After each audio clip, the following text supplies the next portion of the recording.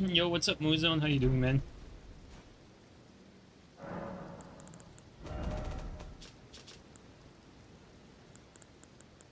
All right.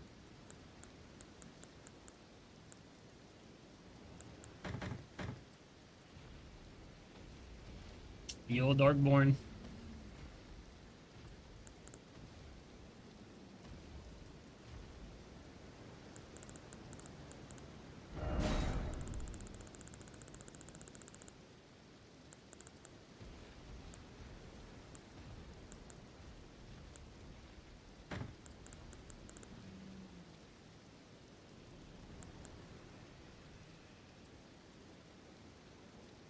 Yo, Gold Mask, how you doing? um,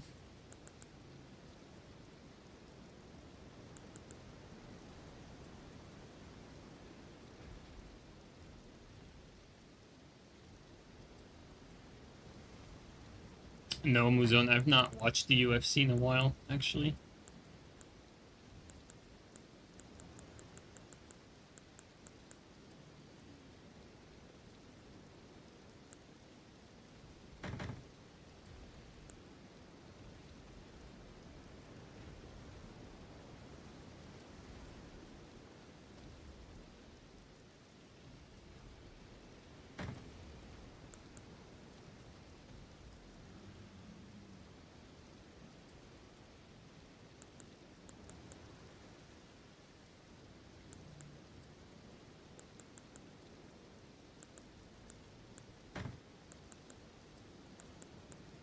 Um,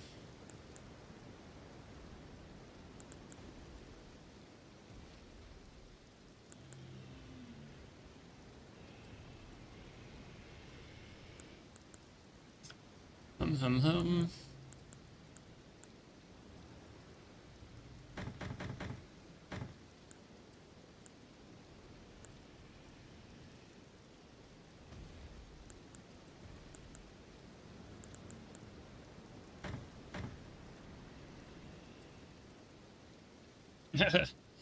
Yo, Mazza Christ, what's up, Odium?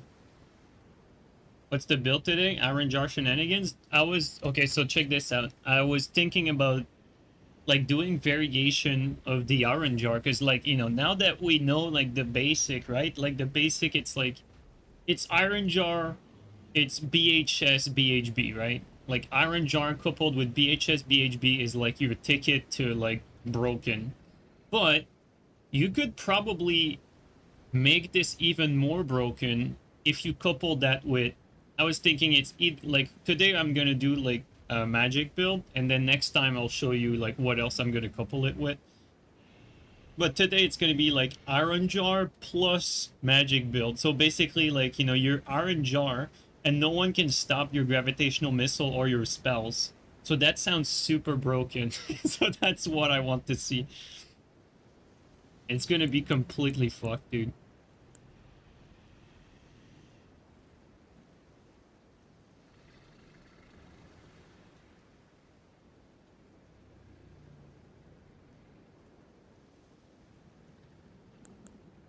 How can you become a better invader? You need to watch every stream that I do. That's how it works. Yo, Chirico, how you doing, bro?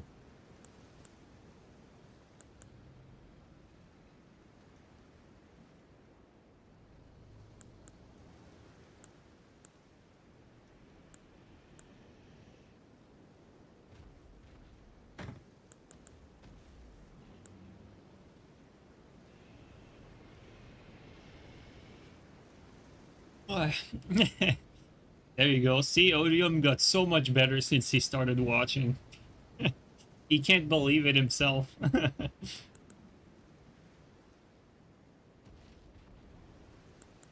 Yeah, I'm looking at some weapons right now that I'm gonna grab for today, but I want this to be like optimal. I don't want like any fluff in there.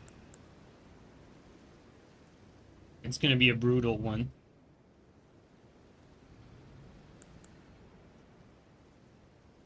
Any degenerate idea? Oh, you'll see, Chirico. I'm basically like evolving concepts.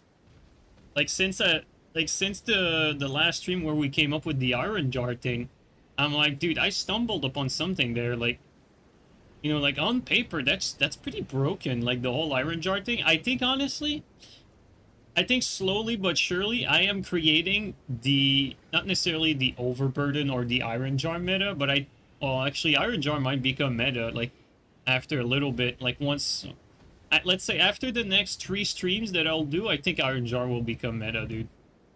And then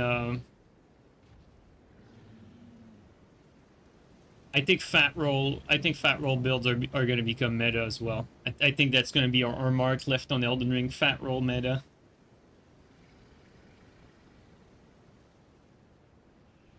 Yeah, Odium, that's what we're going for. We're going for cold and magic BHB. Exactly.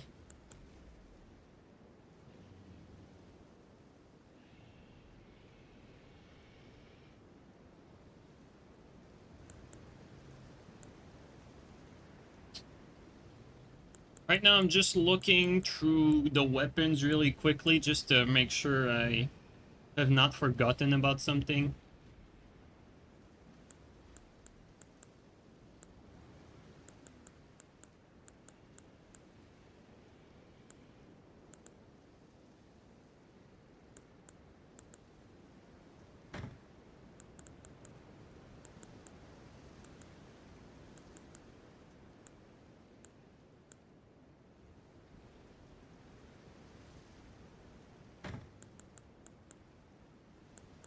But yeah, I think we're gonna be good, guys. I think that's gonna be pretty good.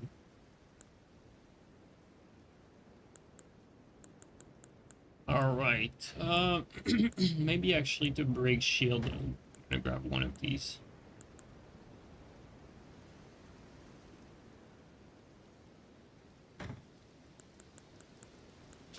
All right. Let's see how many weapons we got. We should have enough for a setup.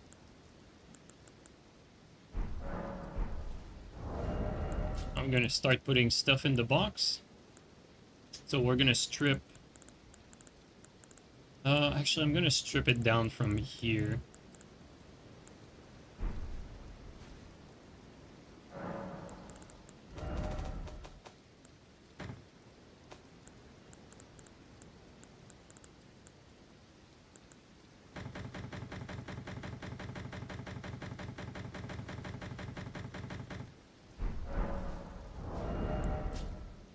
Okay, now we need to strip the shield away. Or actually, we don't need to. It's fine. Everything lines up perfectly right now. Okay. So top row. Let's start with the top row. Top row, top row, top row. Let's start with weapons that I want to have, but not necessarily have quick access to. I think I'm gonna put the side there.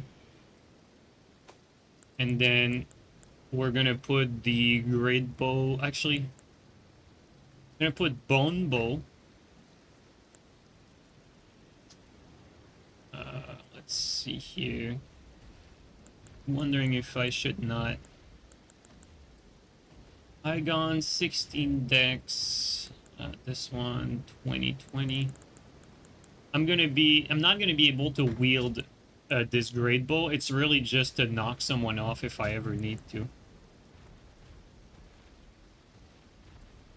And we got this cannon that's gonna be too heavy as well. So we're gonna grab this one.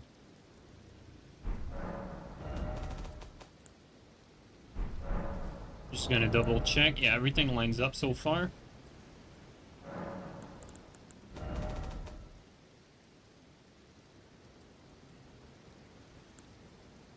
Okay, let's put some temporary stuff. 1, 2, 3. Okay, now another one. We're gonna put these two here. Now my top swap's actually, I'm gonna remove these. We need the staffs, right?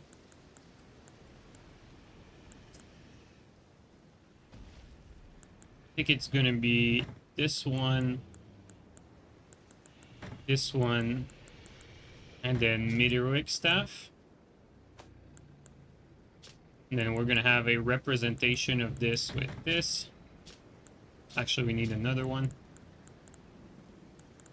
Let's go with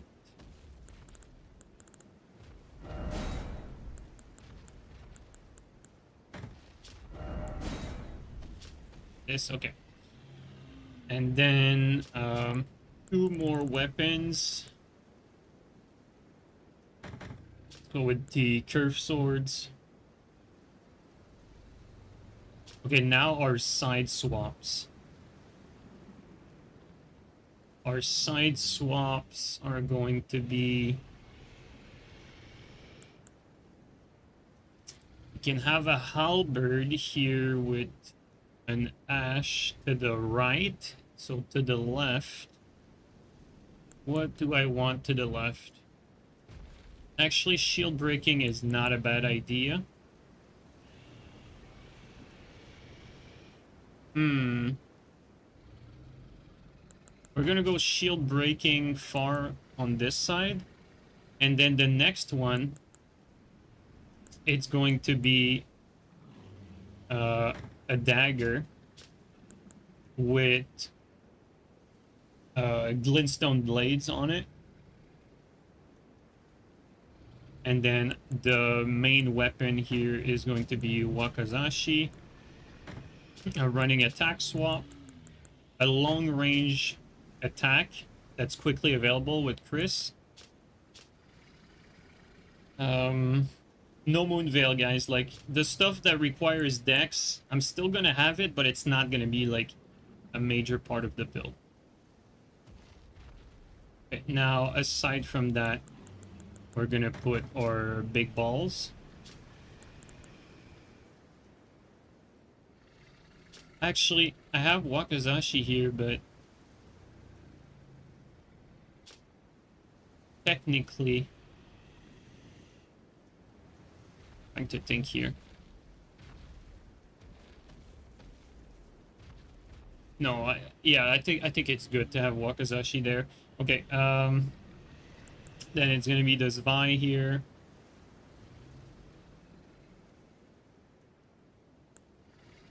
And then for our weapons,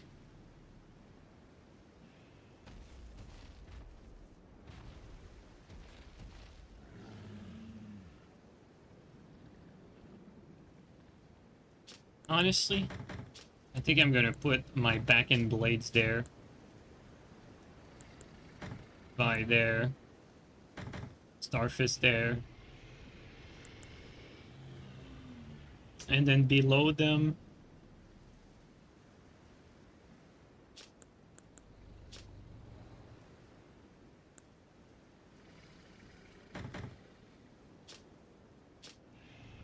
have another down swap that I can put here. Not quite sure what I want exactly though. For now, there's no need for anything specific, so we're just gonna put this, this, and then... Oh, actually, that's not true.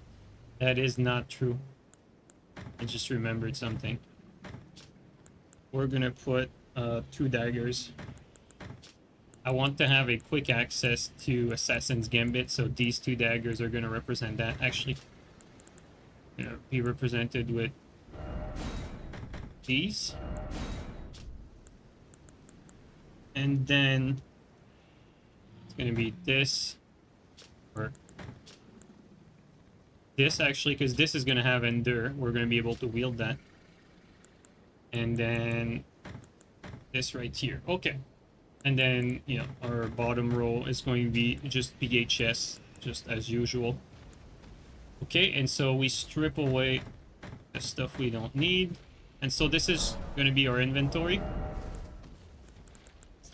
And right now I'm going to go reallocate real quick. We're going to go reallocate, and then we're going to infuse our weapons. And we're almost going to be ready. Yo, Castle, what's up, B-dubs? How you guys doing? is it thy wish? You guys are gonna be happy because today I'm making a monstrosity of a build. Like I'm breaking Elden Ring. Like legitimately breaking it. And actually, let's go here like that. Wait. Oh, I'm missing some points. Oh my thank. This could be the strongest build in the game that I'm making today. I don't know yet. I mean, I need to test it, but this could be the strongest build. We'll see. Oh, 87. I have way more points. Oh, it's because I forgot about this here. There you go. So technically, right now we're at 150, and you can see our vigor's at 59. That's because my starting class is Vagabond. Normally, it would be optimal to start with Prisoner here to have like 1 extra point in vigor. Yo, Goldmask, thanks for the gifted to B-dubs, man. Okay, so this is the stats we have, right? Again, optimal starting class would be Prisoner. So I sacrificed 1 point in vigor. Technically, with Prisoner, we would get 60 vigor. That would be the difference here. Now let's allocate some spells.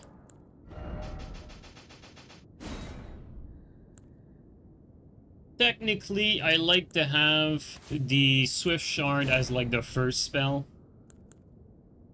And then for my second one, I think I prefer... Actually, do I want Shard? Ah, fuck it, I want Gravitational Missile. By the way, I went ahead and like permanently added Blades of Stone and Gravitational Missile to the like to my build template so that I don't need to like grab them every stream. Okay, so there's that. Now, man, this is gonna be so broken. I'm wondering if we don't, like, we might want, like, the Twin Moon here. Because we're gonna be, we're gonna be on Iron Jar. There might be situations where that Twin Moon is good, but I'm not convinced yet. I don't know.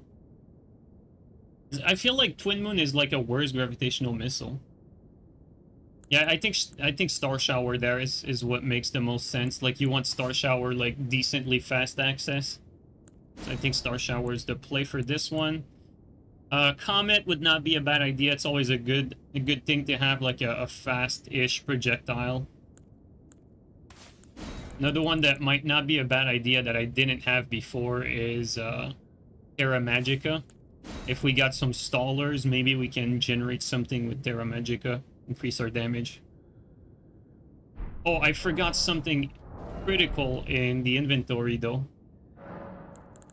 I forgot something critical.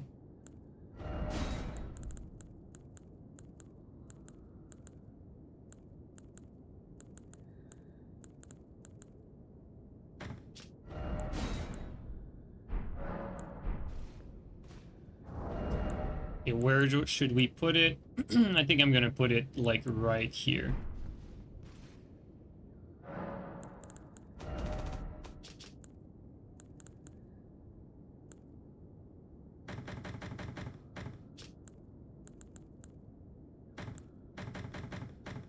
Like that.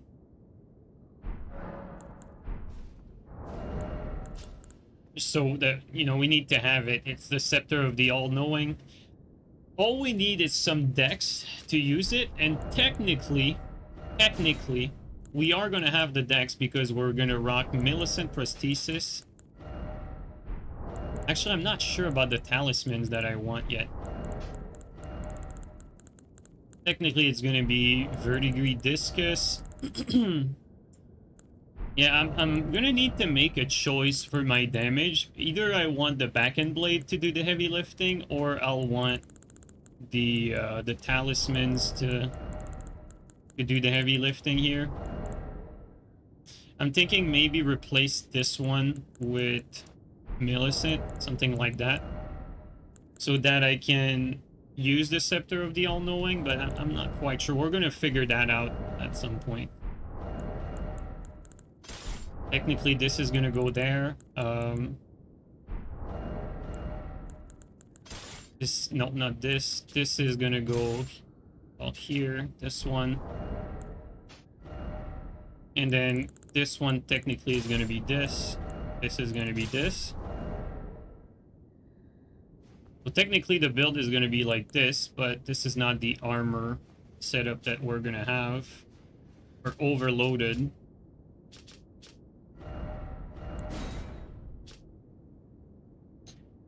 Overloaded, which that's you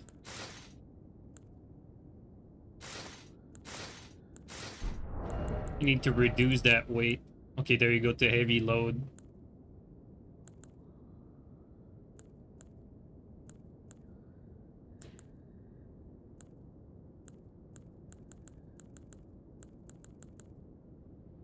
Might have to go with this here, like that. It's crazy how I'm making builds for maximum heavy load as opposed to to medium roll now. That shit is just, you know, it's crazy like this. Okay, we still have not completed our spell repertoire. Honestly, I don't even want, like, Slicer or Piercer. Like, I legitimately don't even care about them. Not today, at least. I think, like, Unseen Form is probably better if we ever need to become, like, immune to spells. Oh, actually, the other one I would want here before the others is Zamor Ice Storm, because that's, like, the best AoE spell that we can have on this. Well, I mean, obviously, aside from Gravitational Missile. Okay, and then I think that's pretty much it. It's gonna be Terra Magica.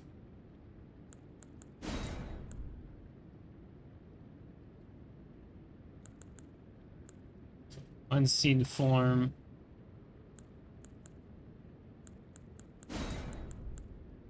We're gonna have, where is it?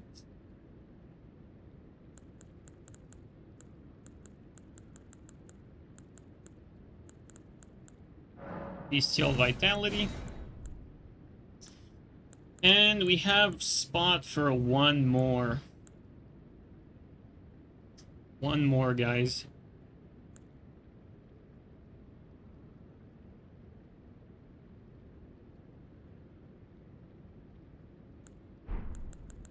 Technically, I forgot to put Comet back. So it's gonna be Comet. Which one is this one? Could have this one, the one that's delayed. It'd be interesting, like if we get someone trapped in a mess or something, but I think we're gonna go with the tried and true Comet. And we're gonna go Terra Magica, Unseen Form, and Bestial Vitality for some regen. Okay, so this is the spell setup that we're gonna use. Now let's infuse the weapons.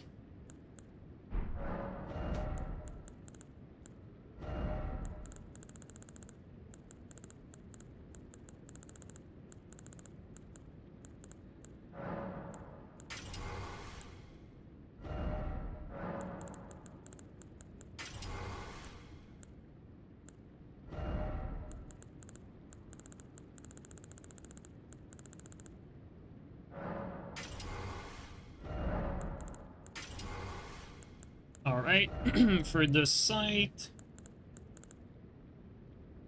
What do I want for the site? I'll want this site, like, if I face... Like, the site is mainly if I face a shield.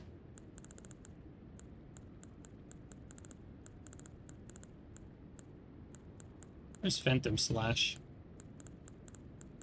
Wanted Phantom Slash on this. Do I not have it? That'd be crazy if I don't have it. Oh, I have it. Okay.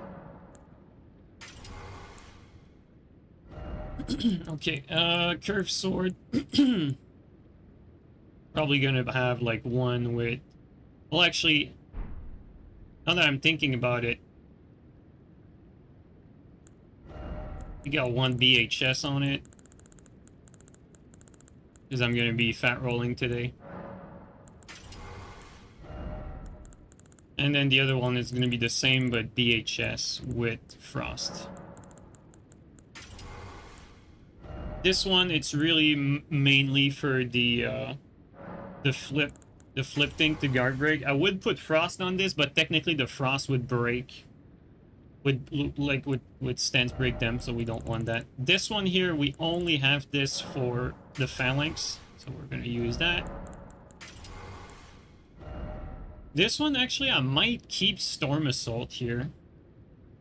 Either Storm Assault or Stormcaller, because we want like some sort of AoE attack.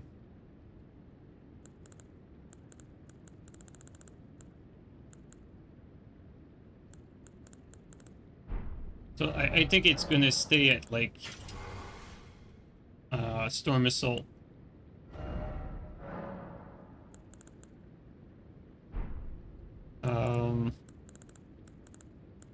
At least until Tarnished.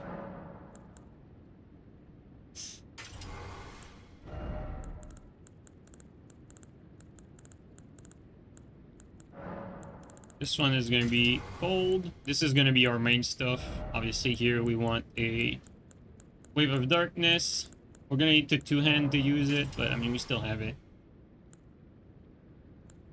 For the Star Fists, I think I'll want like a BHS one.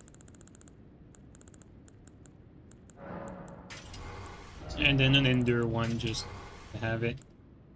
This one here, these are gonna be keen both with Assassin's Gambit. They're there purely for that. This is our Endure, and then we're almost there, really. It's almost done.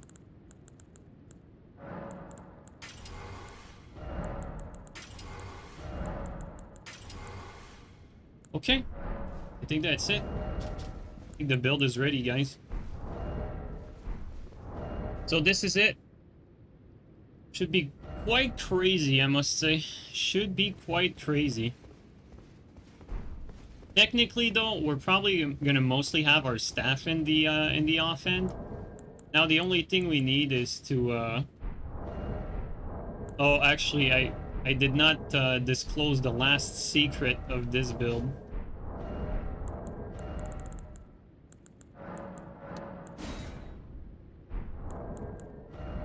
The most important part. This right here.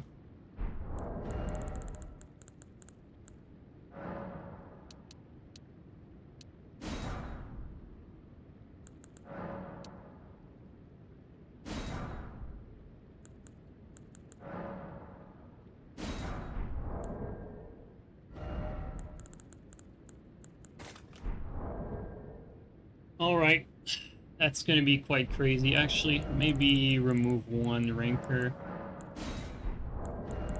Craft one of this. This one, it's going to be Iron Jar.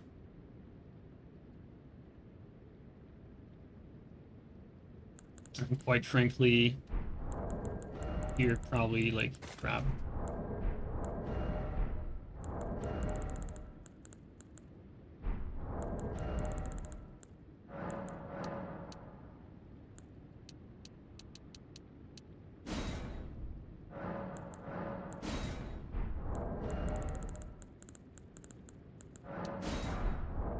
Alright, so we got the Iron Jar action going. We got our pot set up. That's gonna be dirty, dude. I swear, it's gonna be quite dirty. Alright, now I think it's time to test it. Alright, let's see.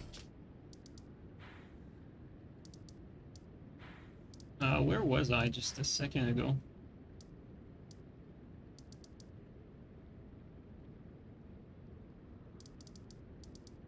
Yeah, was here? No.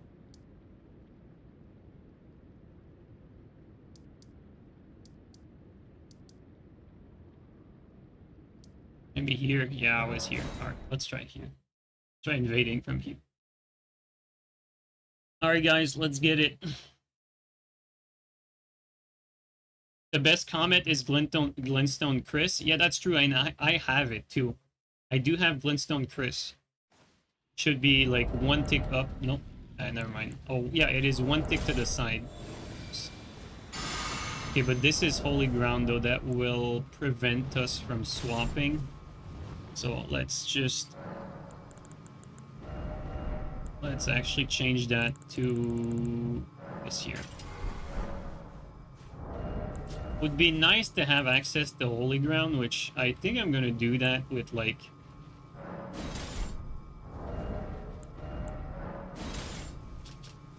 I think I'm just gonna infuse this fingerprint here with holy ground just to have a quick access to it. Or actually, I think I need to go double click. I'm gonna put it on this one.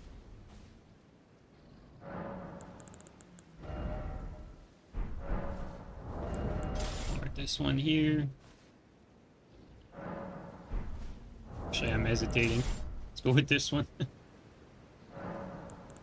Oh, okay. I just want to have access to like one holy ground nearby in the inventory that's not like too far. Okay guys, let's get it. Let's try this out. I'm actually excited to try this.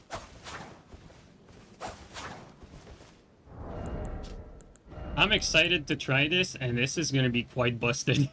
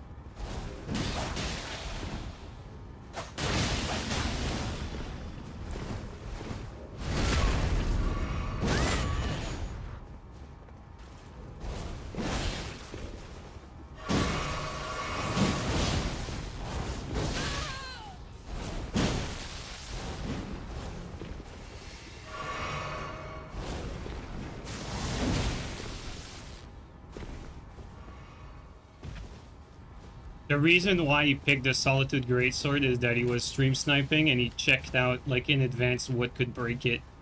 That's why he's doing that.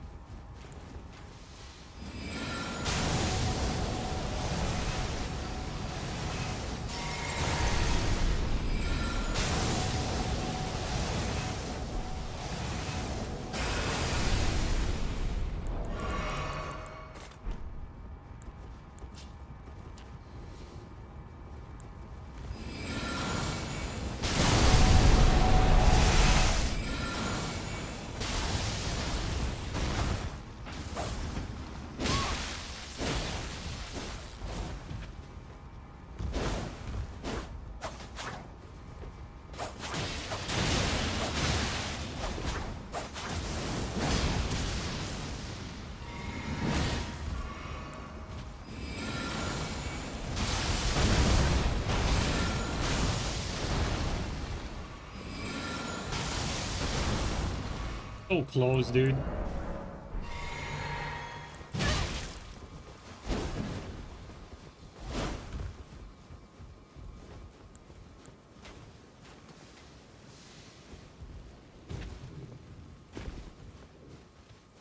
This would otherwise not be winnable, just FYI.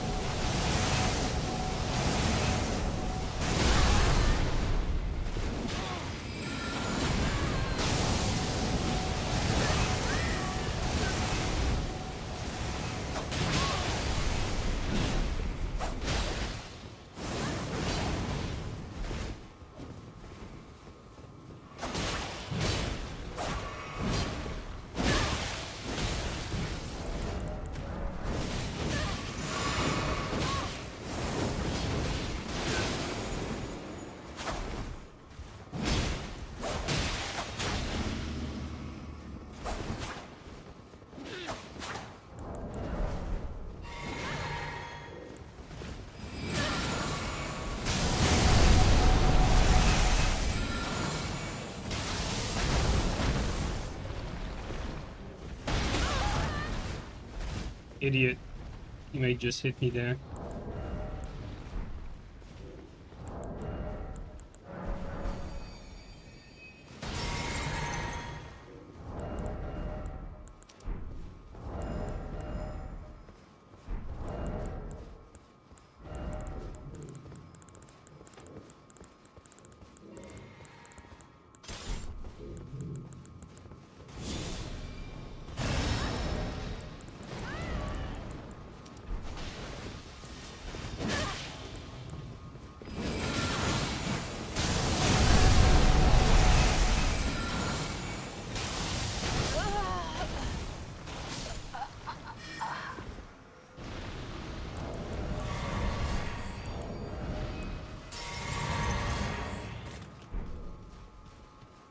Okay.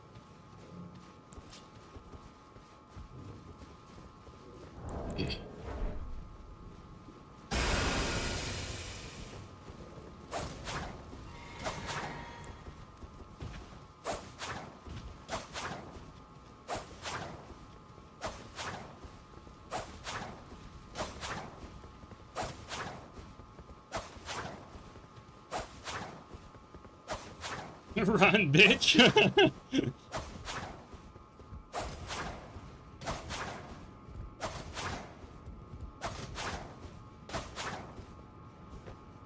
I don't know if he went back down or... Yeah, he went back down this way. Dude, he is so scared of it. He doesn't want it.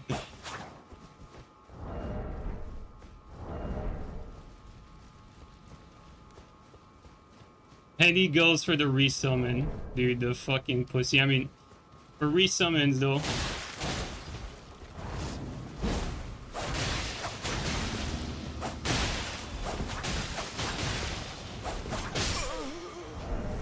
And shit player goes down the fucking shithole, dude.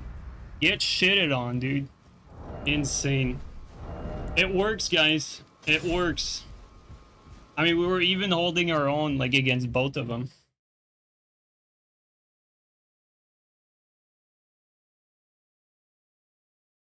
It, like, for sure, though, like, I'm gonna need to get used to, like, you know, using the right thing at the right time, though. You know what I mean? Like, you can't just... Like, you can't just, like, improvise with something like this. You need to use, like, the right spell, like, at the right time, and... like, do the right thing for the right situation.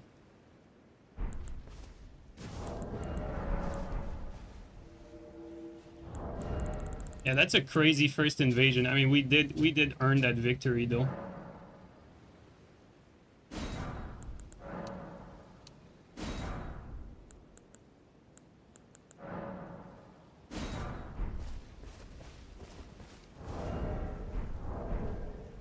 I'm starting to think that I'm not sure that the I'm not sure for my stam, like what I want, like for talismans and everything. Like, I'm still not sure. Like, right now the Millicent prosthesis is probably not really important, to be quite honest. Like, I think, like, over Millicent Prosthesis, I should probably either use, this one. Because I forgot to use the Deceptor of the All-Knowing to debuff them.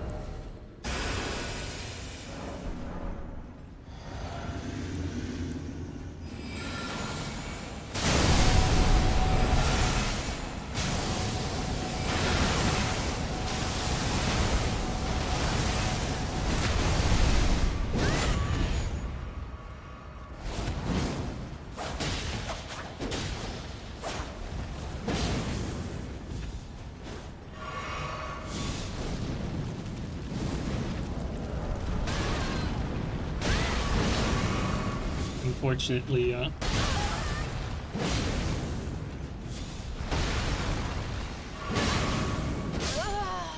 people are trying to figure out counters and sniping, dude. There, that was my fault. Like, my mistake there was that I did not look at my blue juice. So, like, right from the get-go, I was out of, like, right from the start, I was out of blue juice. And so I can't dodge after that.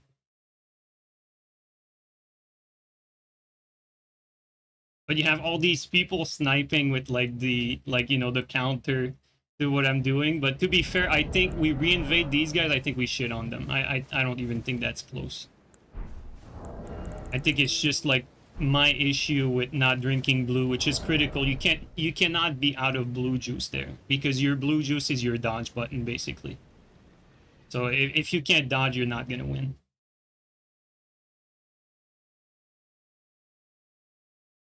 There, I don't need the jar. You're absolutely correct. I don't need the jar there.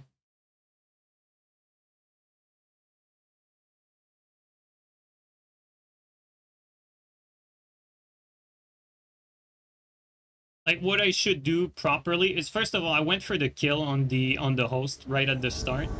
I went on the kill, like, right. I went for the kill right away, which, you know, that's fine. But that's basically what cost me, because after that I was out of blue and I got backstabbed for it. So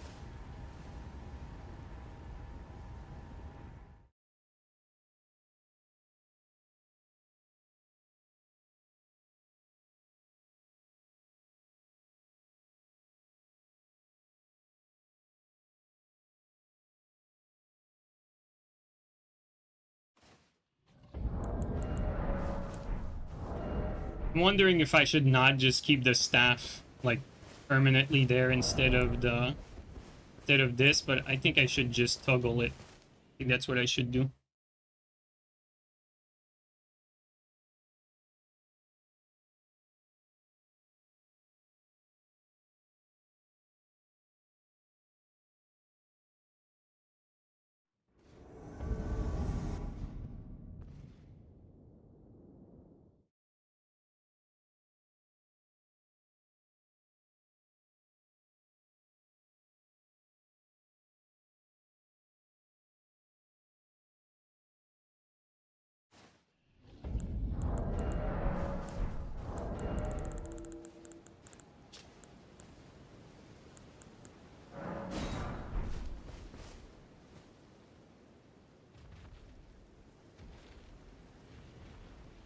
How strong is Wave with Iron Jar? You don't really need Wave of Darkness. Like, if you need to heal, you do a gravitational missile and then you stand on top of it. And then you... Like, technically, like... If I play my cards right, all I need to do is, like... I need to cast a gravitational missile when I need some space. And then I sit on it. And then I do, like, whatever I need to do.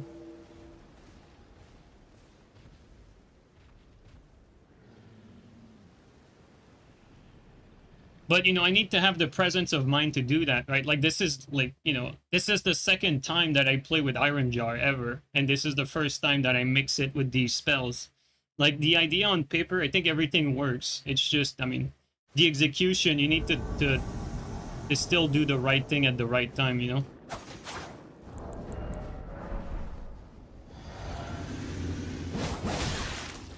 Oh shit, this guy's lagging.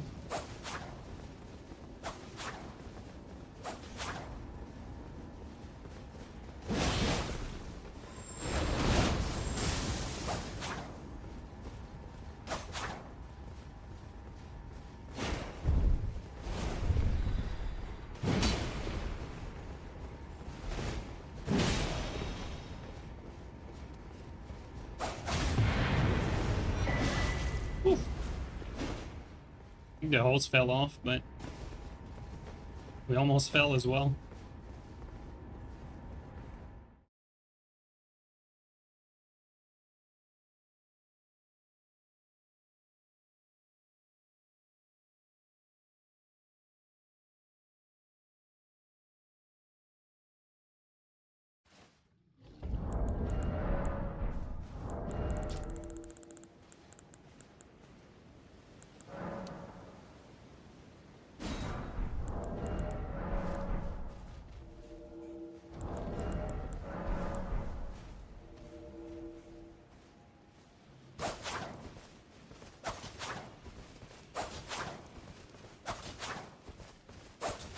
What's crazy about this build is, like, my defense sacrifice is not really that much, because we have, like, the Verdigris Talisman, which increases our defense like crazy.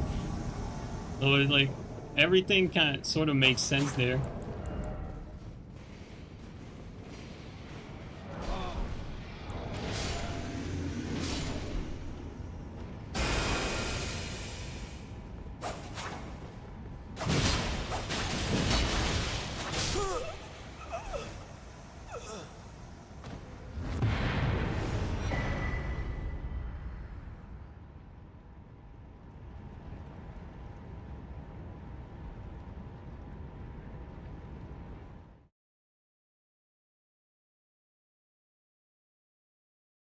Would you build to meet the stats requirement for the weapons? Yes and no. Like, it depends on what type of build you're making. If you're making, like, a Fate build, technically, yes, like, you'll want to have, like, the minimum stat requirement, like Fate and Dex for your, or not, sorry, strength and Dex for, like, the highest stat intensive weapon that you want to use. And then technically, if you're doing a melee weapon, all you need is 50 Fate if you're doing, like, a melee build. But if you're, like, pushing it specifically for something, like, spells do scale, like, all the way up to 80, but, like, not all spells are best with, like, 80 Fate. Even the Fate spells, like Catch Flame, for instance. I learned recently that an optimal Catch Flame build is actually just using Dragon Commune and Seal in a mix of Fate and Arcane. Like, basically, Fate Arcane does more damage with spells than just pure Fate. So it always depends on what you want to do, but yeah, like, for melee, usually, like, a Fate build, it's like 50 Fate, minimum stat requirement for your highest stat-hungry weapon. And then usually you'll want to have, like, 60 Vigor and then as much endurance as you can get. Because the more endurance you have, the more talisman slot you can free up. Although this new generation of overweight build, I think, is the future, guys. I think we're ahead of the curve here. I think we're onto something. Not necessarily speaking about Iron Jar, but I'm fairly, like, Iron Jar, I think, like, you know, like, right now, like, people are trying to snipe and, like, do, like, a bunch of counters and whatever. And to be quite honest, like, I don't think it's going to be hard to counter Iron Jar per se, but I think it's going to be hard to counter Iron Jar with Gravitational Missile. But with that being said, like the whole Fat Roll build, as long as you're not like completely overburdened, like just being able to sprint like that, even if you Fat Roll, I don't really think it matters all that much when you have VHS. But it does take a little bit more... You need to pay attention a little more, because again, like if you're out of blue juice, then you're dead. So you can't afford to be out of blue when you do something like that.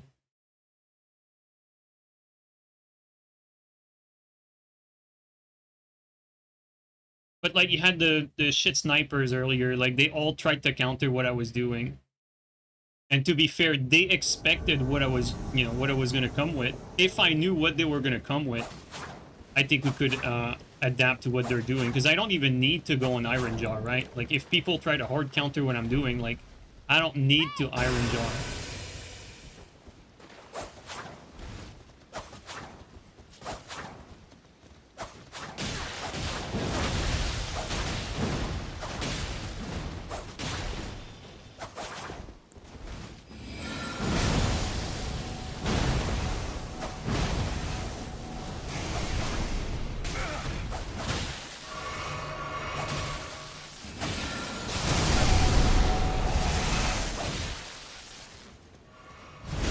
I see there, that sort of stuff is what's gonna get me killed.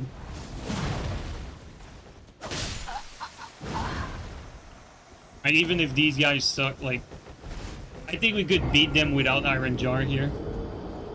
Again, like I missed what's it called? I misjudged my blue bar and that got me killed again. So my blue bar is critically important. I think what we should do is always be on a Starlight Shard when we do this. Because again, like running out of FP basically killed us. And these guys were terrible, let's be honest. Like, we reinvade them again, I think it's gonna be a wash, but as long as I don't like misallocate my blue juice, we should be good.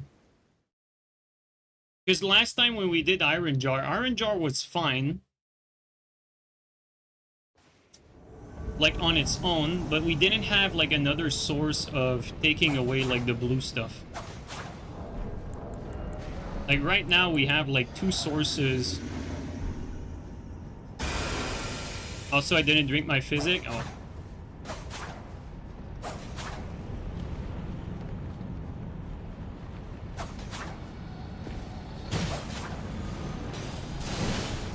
Come on, this stupid game, dude.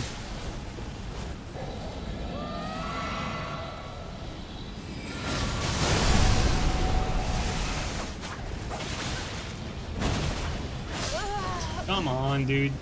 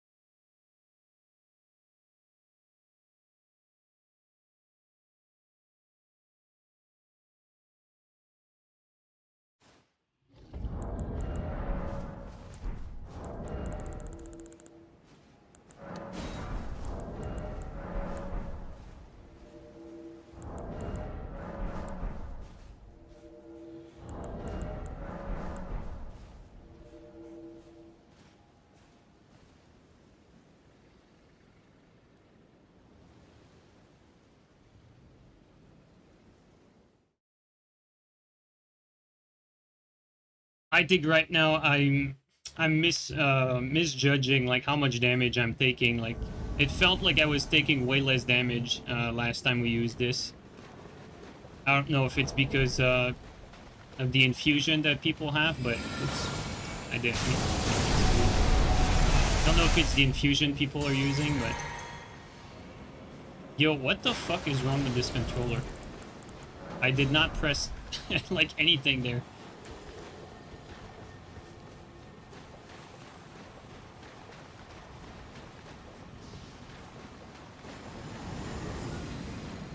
that's above me.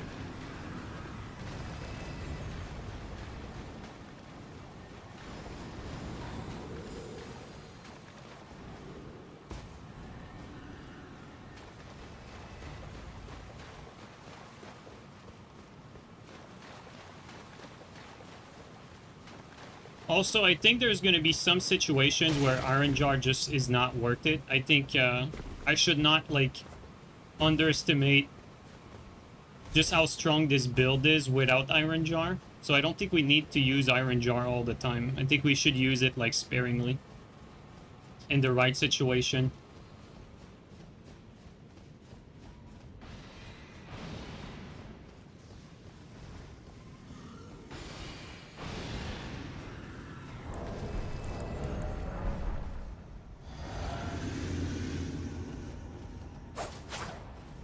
And the host is dead.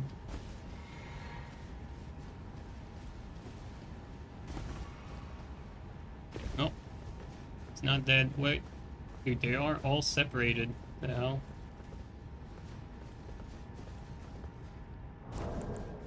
That's Iron Jar against this guy.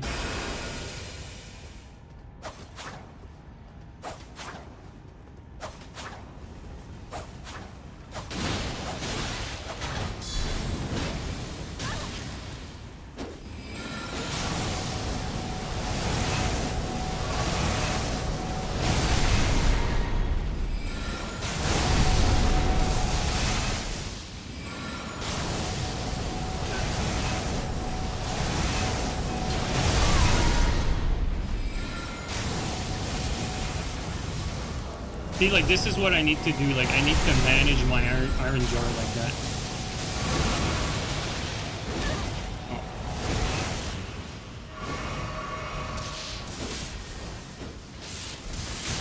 Okay, I can't watch that.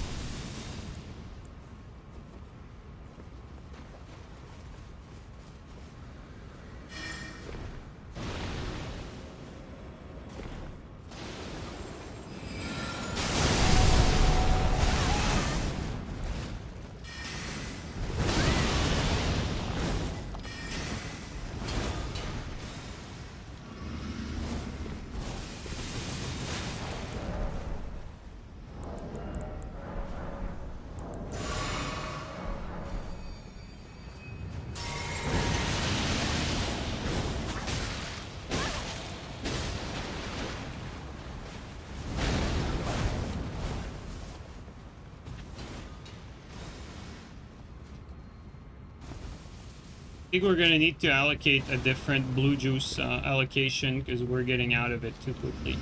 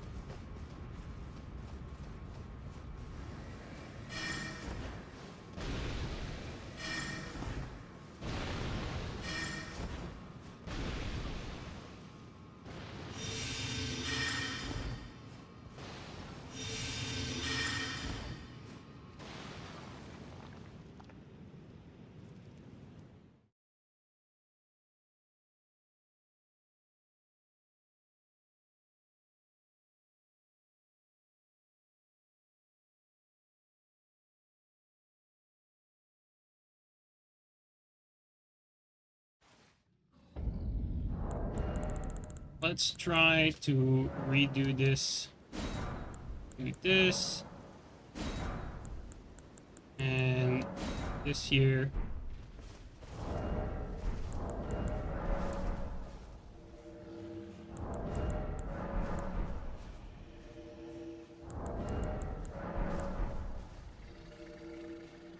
Oh, also, let's reallocate real quick our blue stuff. Flask. Let's do this. Because this is very like blue juice intensive.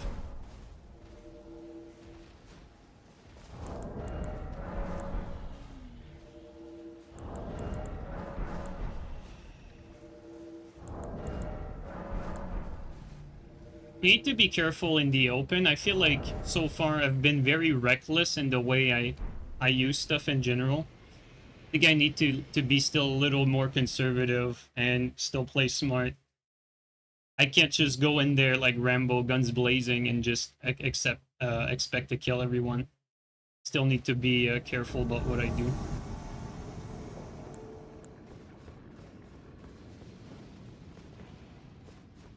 Gonna be here or above? I think above.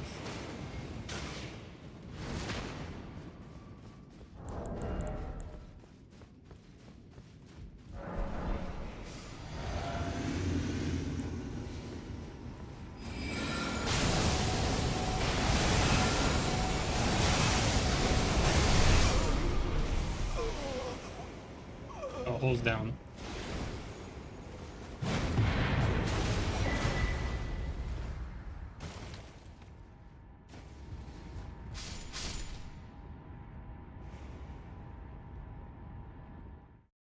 Thing with this is I think a lot of time what I should do is just not go for Iron Jar, just use the spells. That's what it feels like.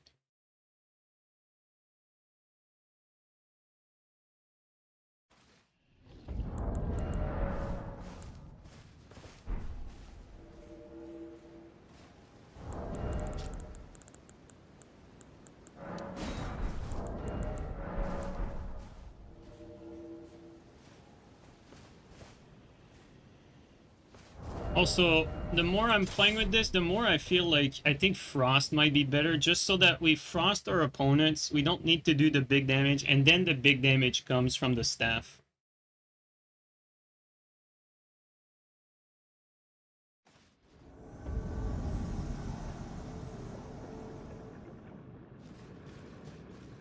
Oh, rarely spawn here.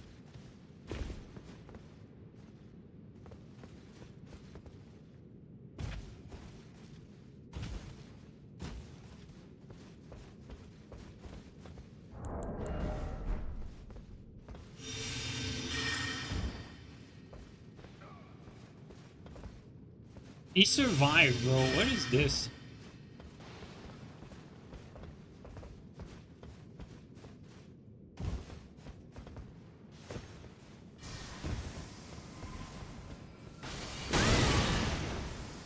And I almost fell. Where's that? What's that? What the fucking desync is that, dude? What the hell?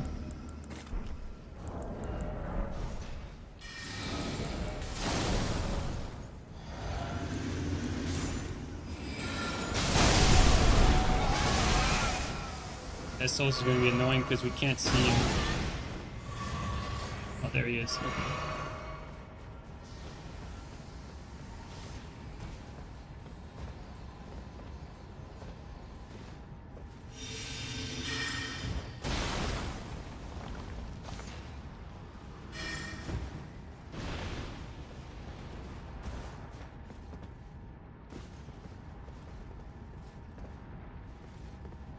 I don't think we can reach him.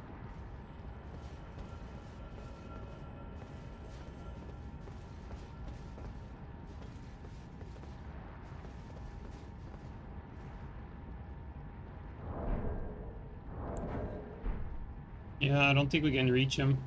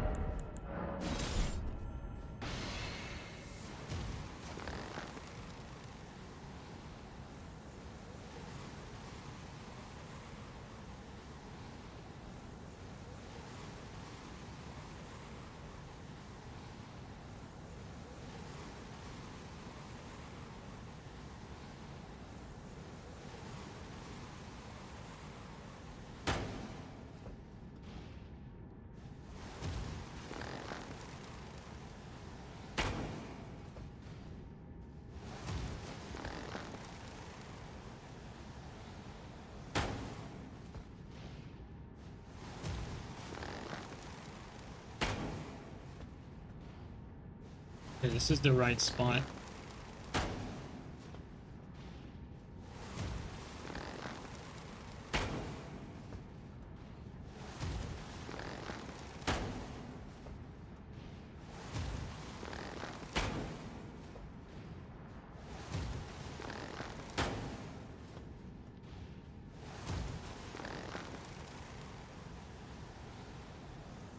I feel like he's gonna DC at some point.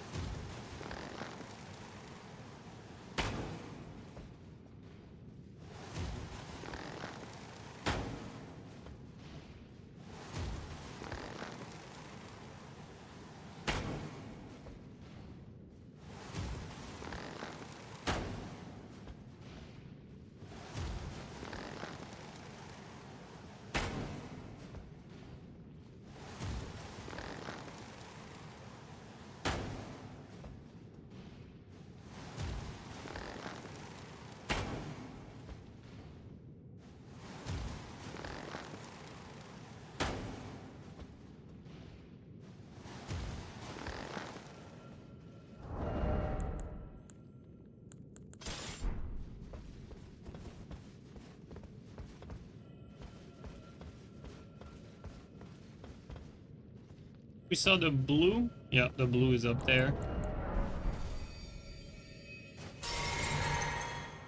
Great players, dude.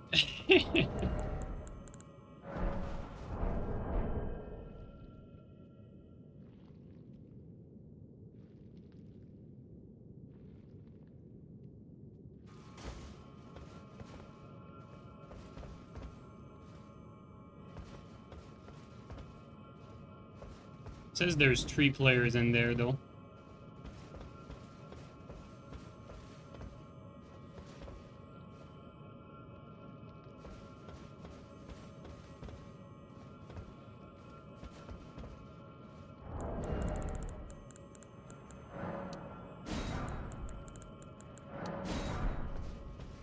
Well, there's 2 blues.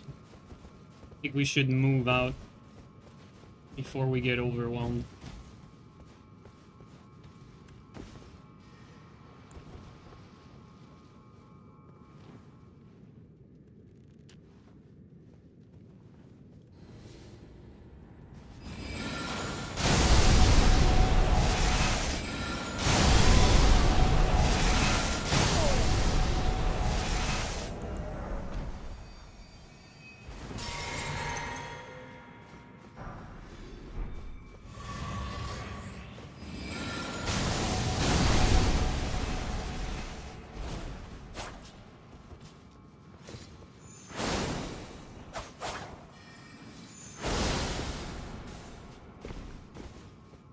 Let's move a little bit here. We don't want to get stuck. Oh, come on.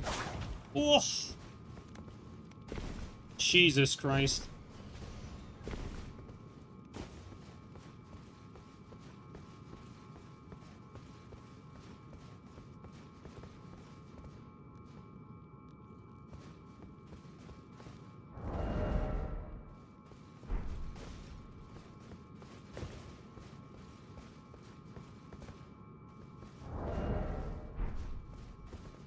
I think the fact that we turned around, it saved us.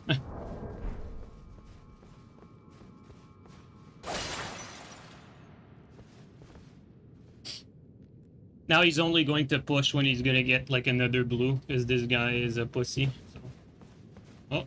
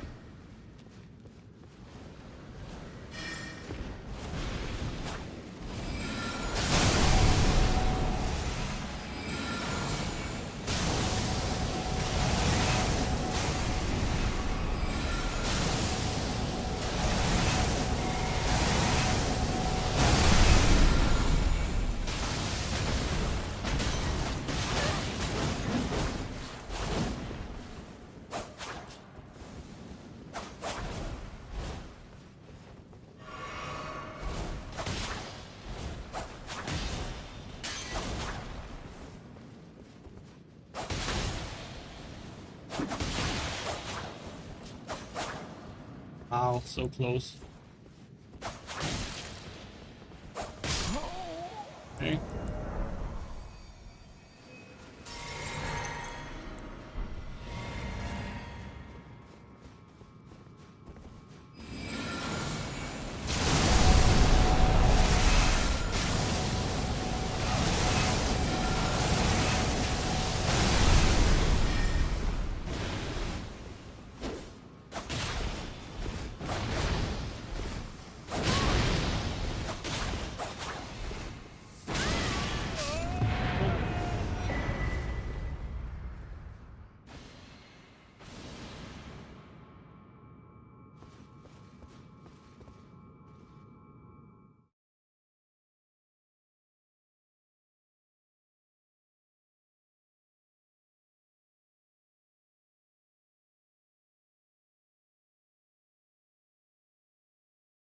We're getting to hammer debuff, yeah.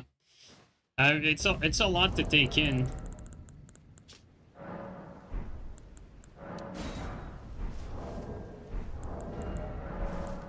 feel like I have a lot of stuff to manage at the same time with this.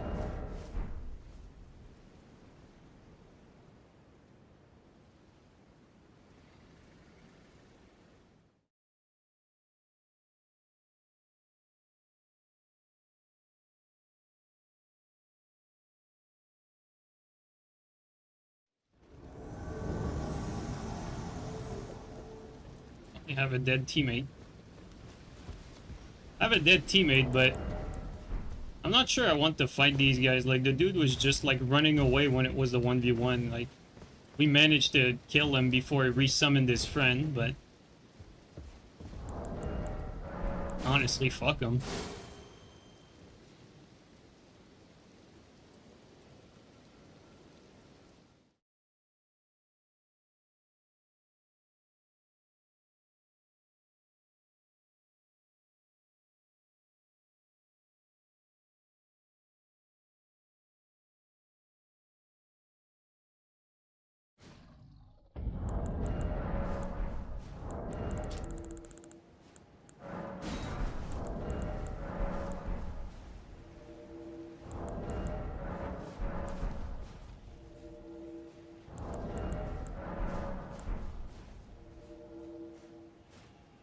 So far, though, I will say, I don't think the gravitational missile fits Iron Jar.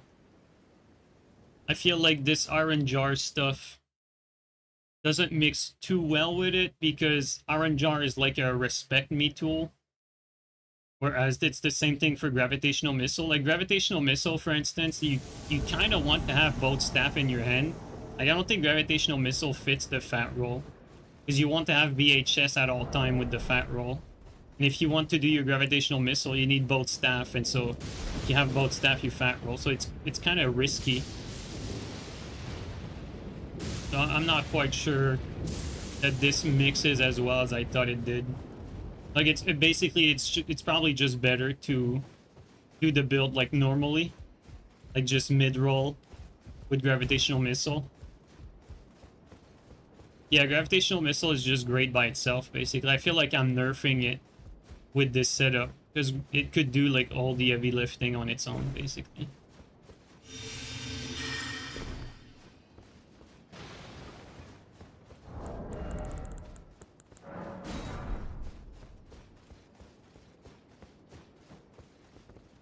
Actually, you know what? It's probably faster if I just go back.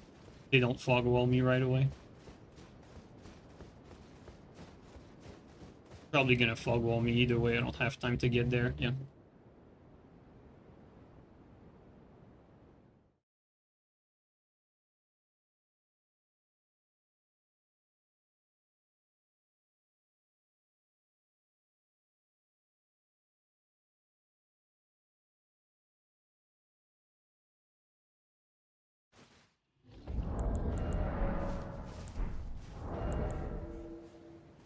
Another thing I'm wondering about, this is overburden. There you go. I think I should do it like this, just so that I have some focus resist.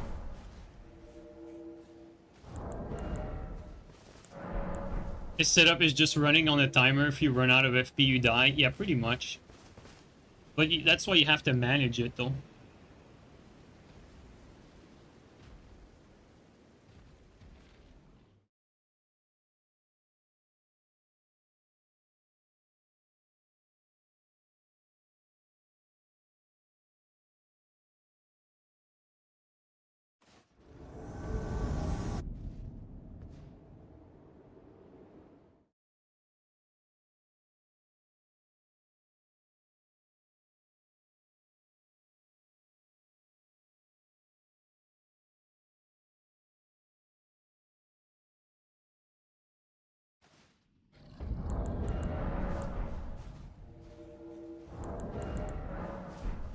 Also, I think for this, I'm gonna ditch the turtle shell.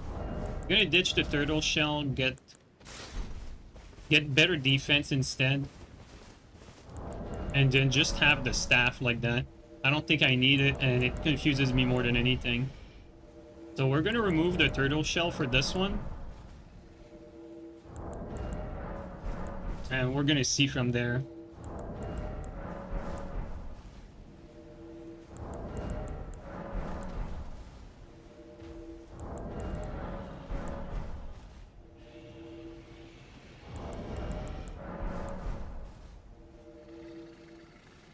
We're just gonna swap between those, basically.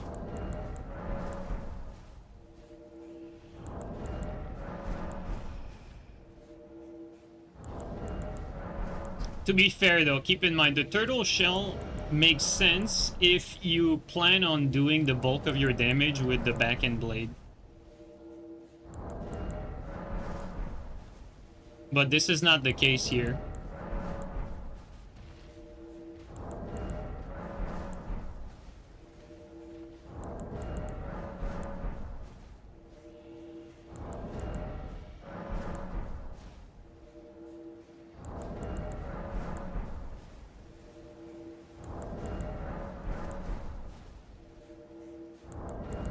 Also, I still have not used that damn scepter once yet. I really need to.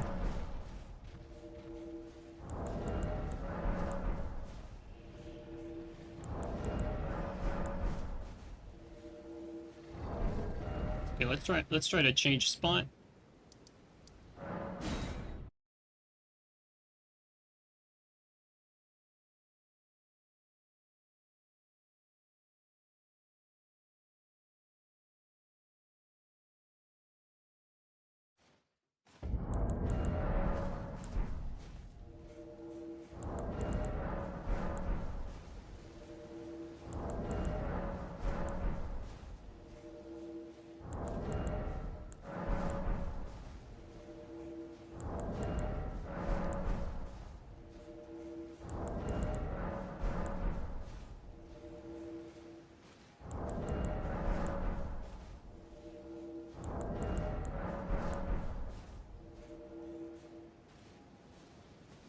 Oh, Gabri Souls, thanks for the resub for 17 months, man. Welcome back, dude. Thank you so much. Thanks so much again.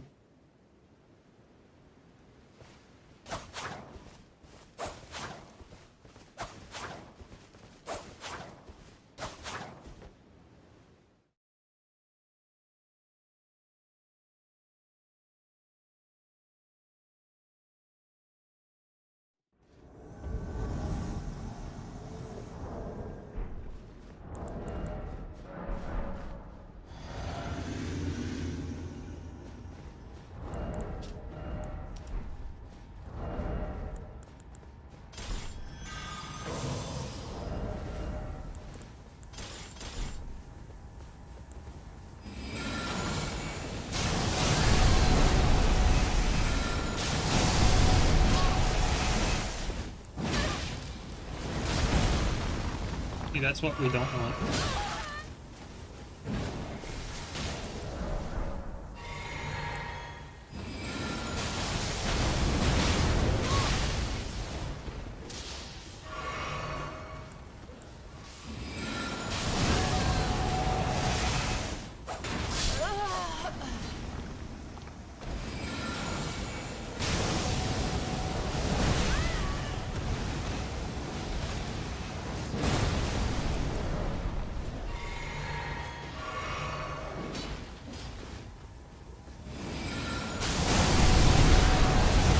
tank stat. That's... I thought that would interrupt him, but it doesn't.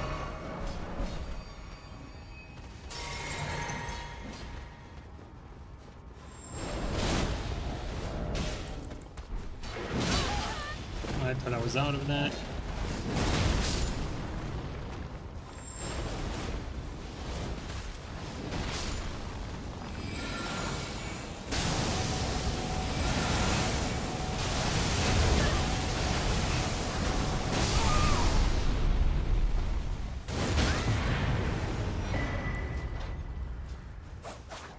Like, it's too dangerous to not have VHS on this, so...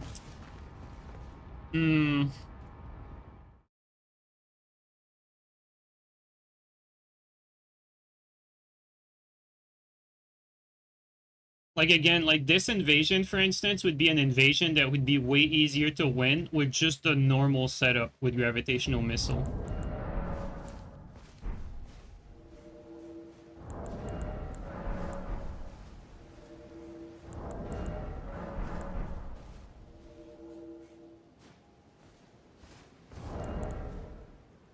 Trying to think here.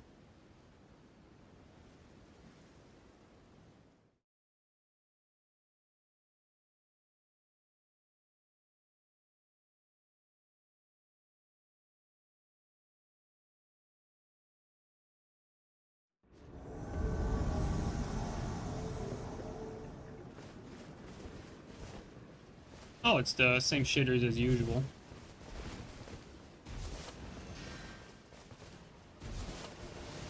Let's go toward the church.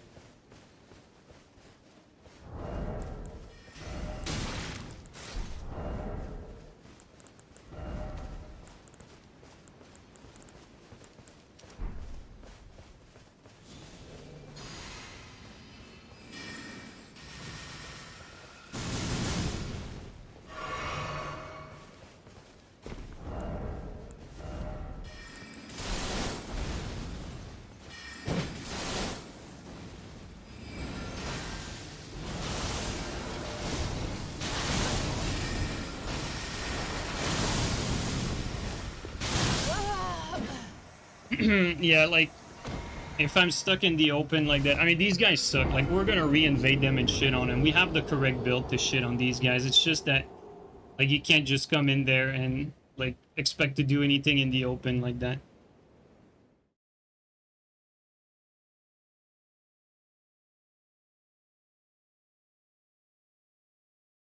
I think we can re-invade these shit players and shit on them. I don't even think it's gonna be hard, honestly. Just need to set up properly.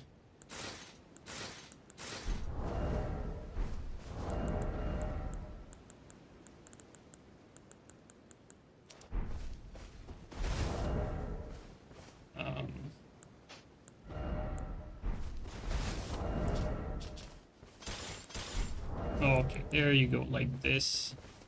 Okay, now we should be good.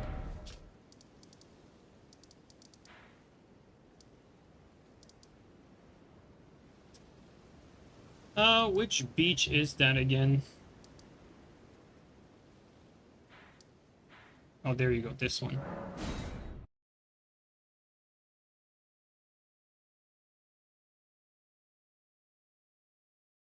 The only issue is gonna be that the overlevel is light rolling. That's the only issue, really. That's always a problem. Alright, at least like this. At least like this we can, at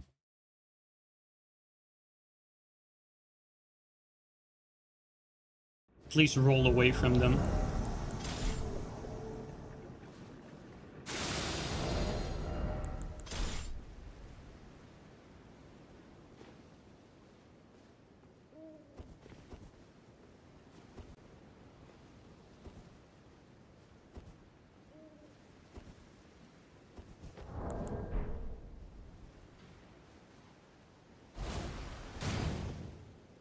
Interesting.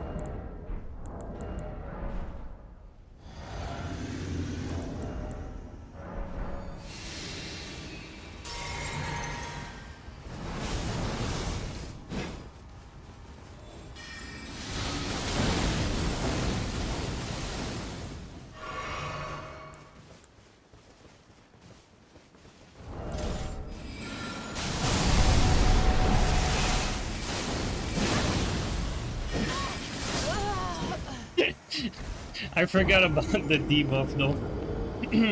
They're so ass though. Seriously, if we ever manage to separate one, it's gonna be GG, but... And these people are so dog.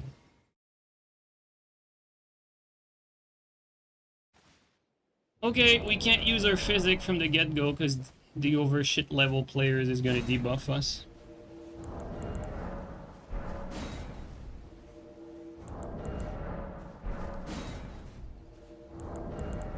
And from the looks of it, they disable Thunderstone as soon as I get in there. That's why I can't re-invade right away. Yeah, these are the guys that camp for hours trying to stream snipe. Mental institution fellas. There you go. Now they re-enabled the tongue, you know. Got their the resummon back in there.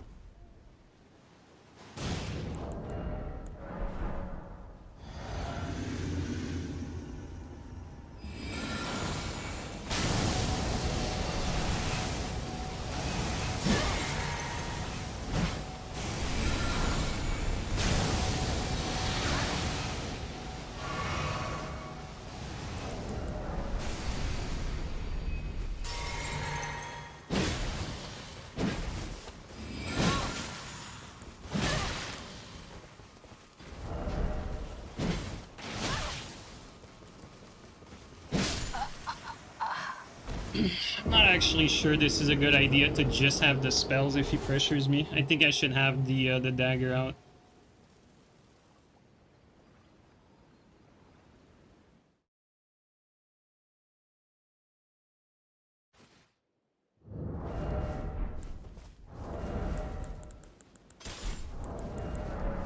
Alright, let's try again.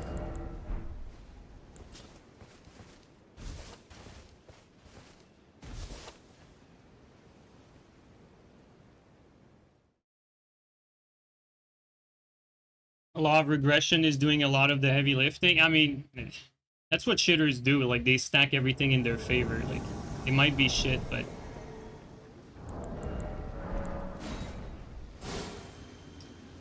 But let me invade these guys, like... I don't give a shit about you right now. Like, let me fucking kill these other scrubs.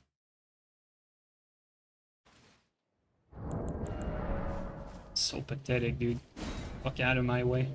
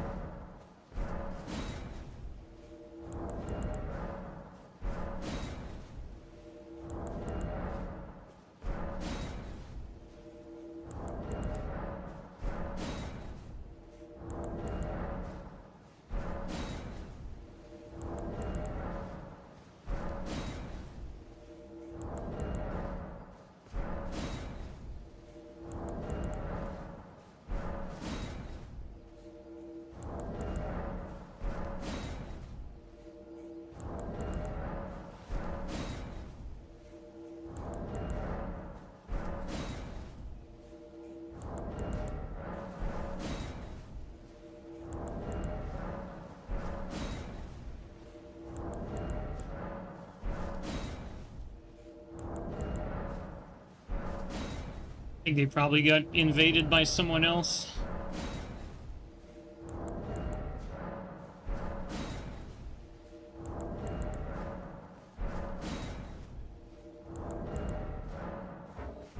God damn it. All of that because of the kids want attention and shit. There you go.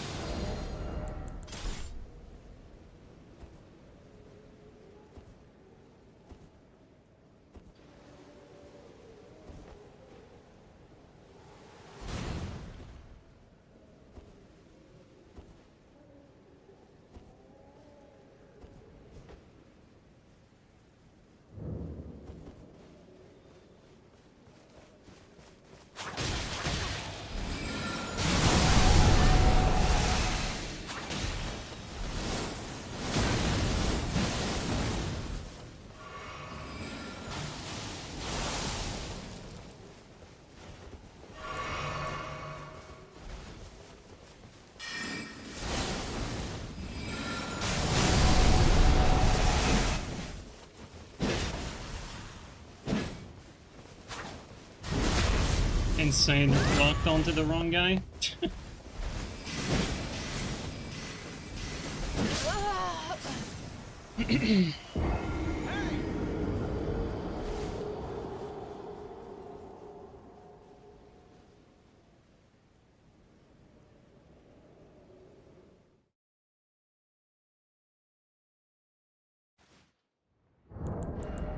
We didn't have enough time to kill the host. Like, he got separated at the start, but the problem is the closer we get to killing him before his friend saves him, the harder it's going to be to get him separated. Because they might be mentally ill, but like they still know that if they get separated, they're gonna get shitted on. So, you know, the easier it is for them, the more careless they're going to be, the better of a chance I'm gonna have. But, you know, basically I need to hope that they're not careful.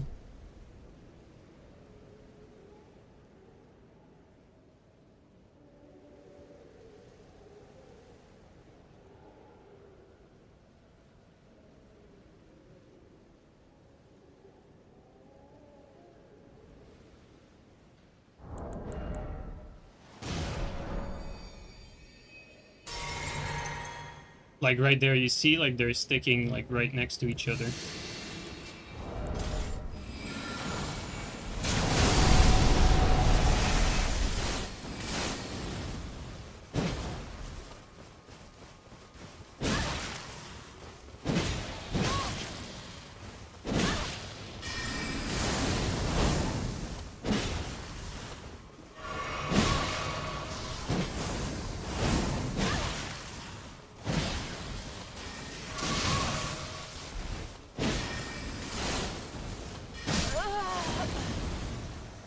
Pretty hard to walk around these two.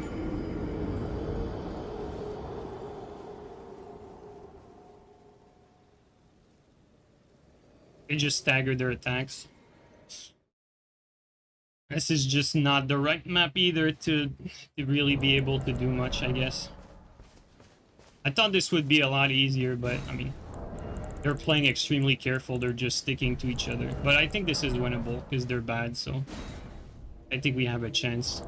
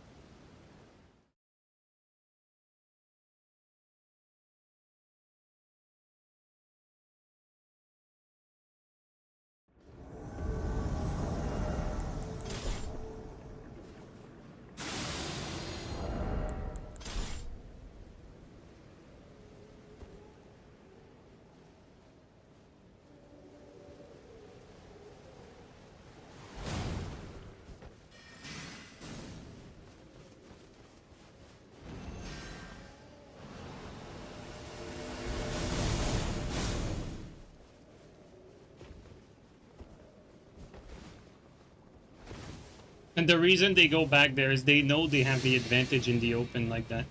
That's why they do that.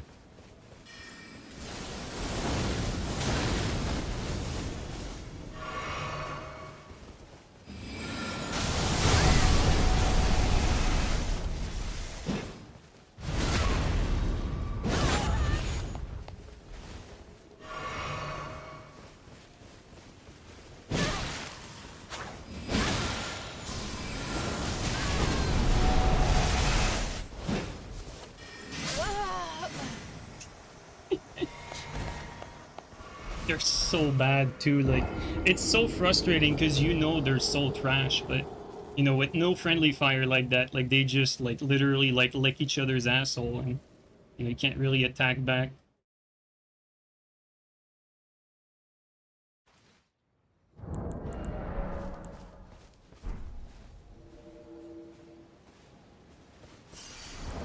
Starting to think that maybe for situations like that, like I know we faced like the other shooter gank, like the other stream, but starting to think that the Pada strat, you know, with Barbaric Roar was probably a little better there. You know, when you're outnumbered like that, especially given that the overlevel is light rolling. The fact that he's light rolling means that I'm not going to be able to catch him with my weapon. And the host has Morgott runes, so he's going to have a ton of HP. It's going to be hard to finish either one of them.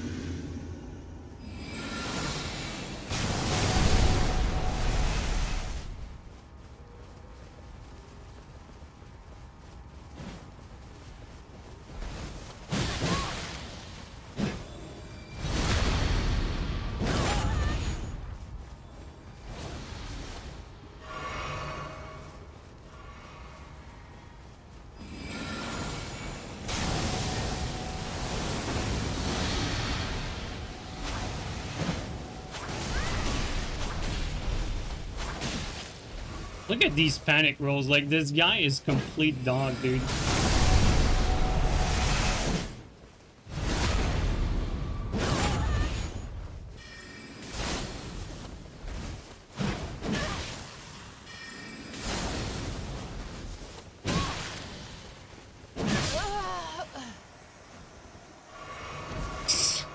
I swear to God, dude. I think we can win this with Pada.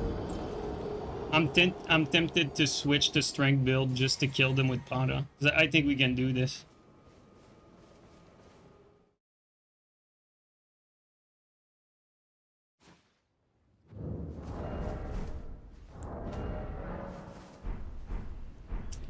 I think here.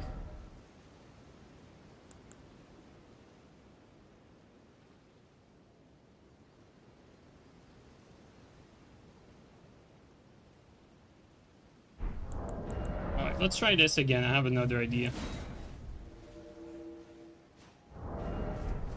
We're gonna try this again.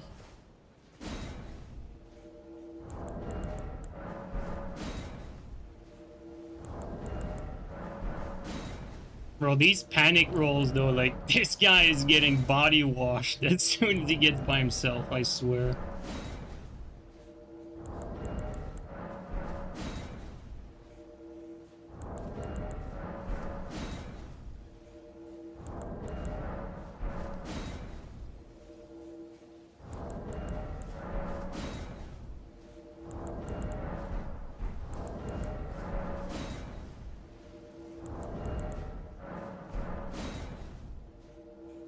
Yeah, we actually won that 1v2 before, but not with this build.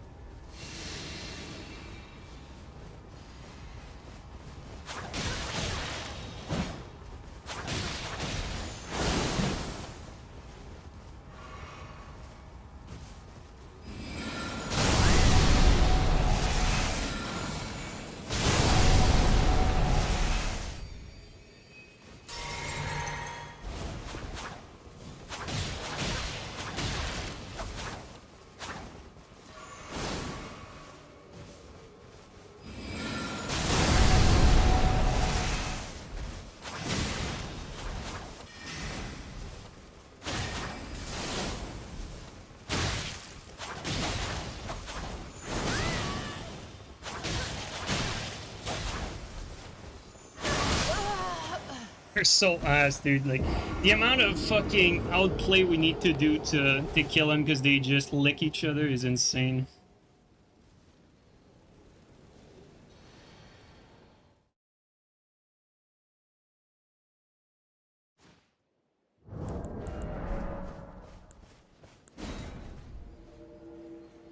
Because the host is Morgot ruined, it's we need to kill him like way harder than usual. Because his rune arc is basically carrying his HP.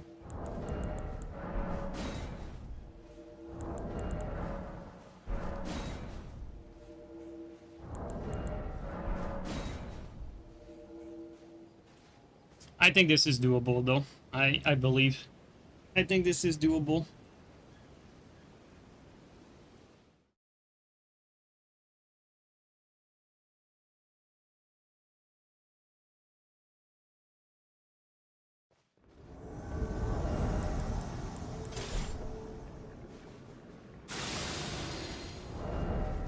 This is a terrible spawn.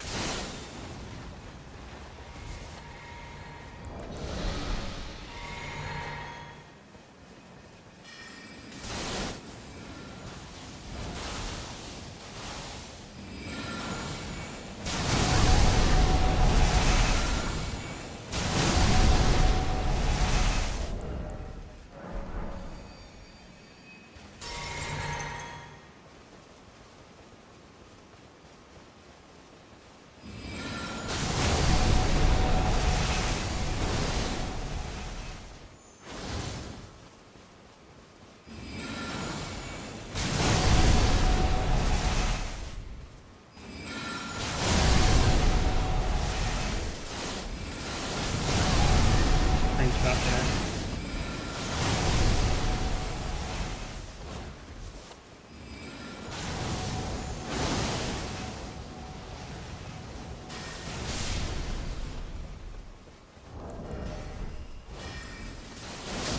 I was out of stem, could not run further there. Shameless? Yeah, I mean, that's a mental institution case, but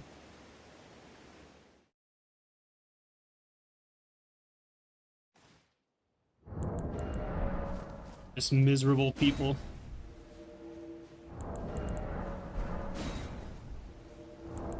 But at least it's entertaining.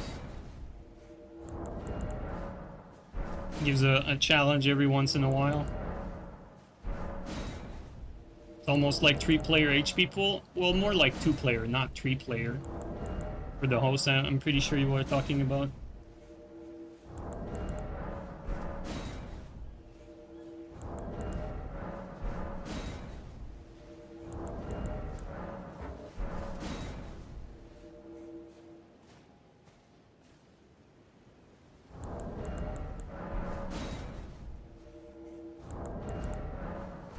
Now they have to resummon because they use some resources, so they can't fight, you know, on an empty stomach.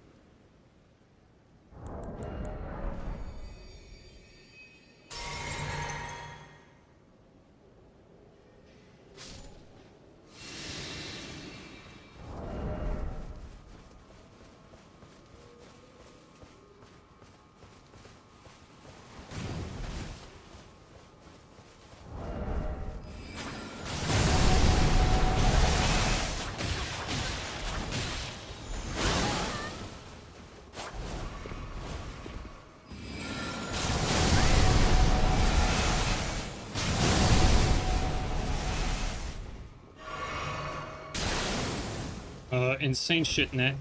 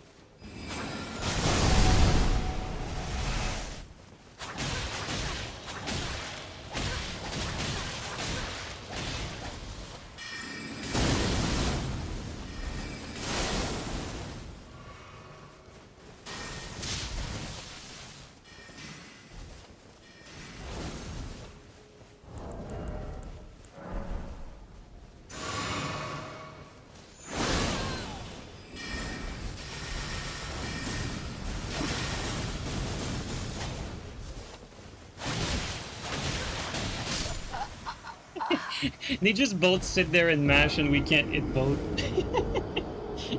Oh boy.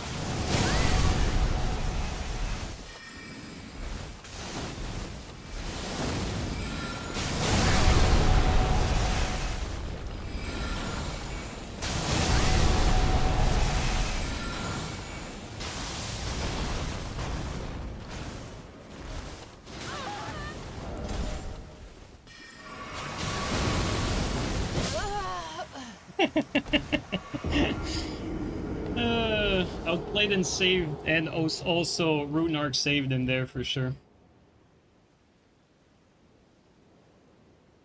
I think we played better though. I think we played smarter. I mean, they're so thirsty, like they chase us everywhere.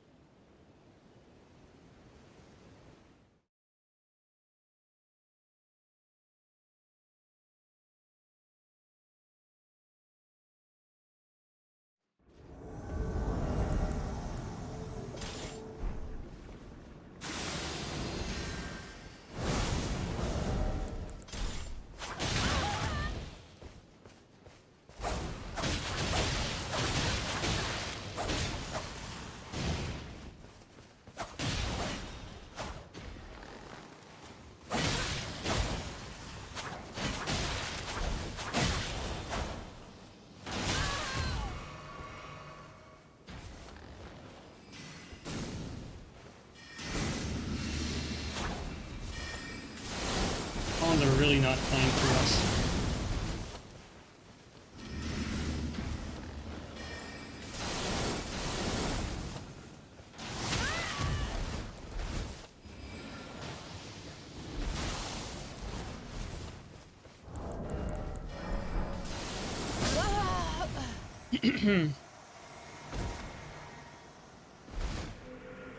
We can't really do anything if we spawn there. I think if we spawn there, what we have to do is we have to Black Crystal and re-invade. Because if we spawn there, we can't do anything. We just lose all our resources to get to cover.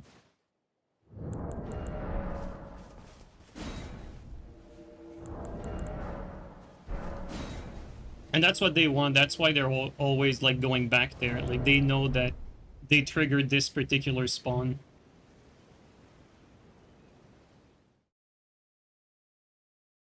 So if we spawn there, we have to Black Crystal and invade again, basically.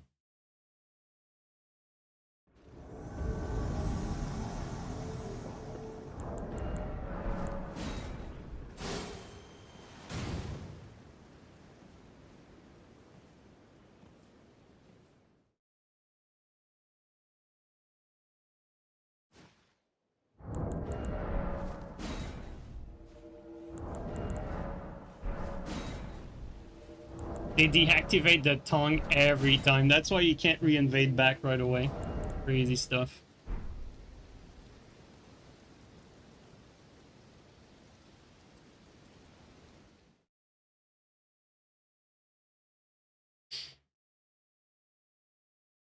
Why not respawning with the red thing? Because the red thing is gonna respawn me at the same spot. There.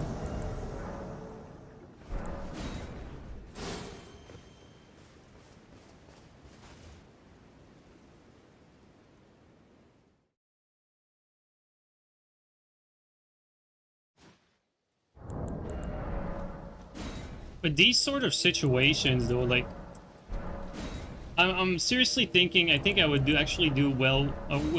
Sorry, way better with the strength build here, because you know, like, clean rod BHS, but you know, like, strength clean rod BHS. Like with these guys, I think I could separate like at least the overleveled Phantom and kill him quicker. The host has too much HP; would take too long, but.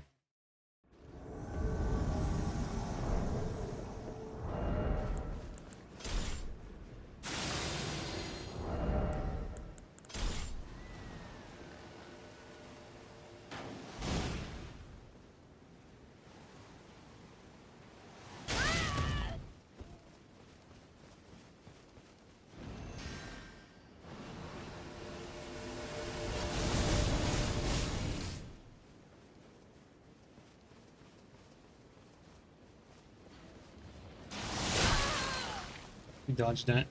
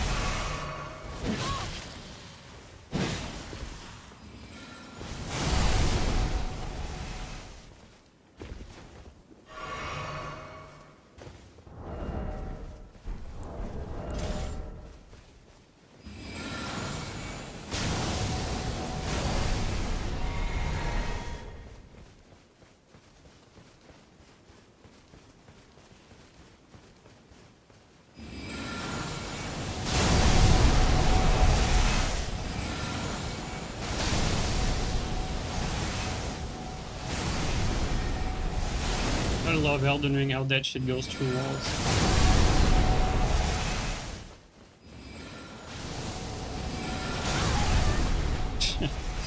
Broken ass game.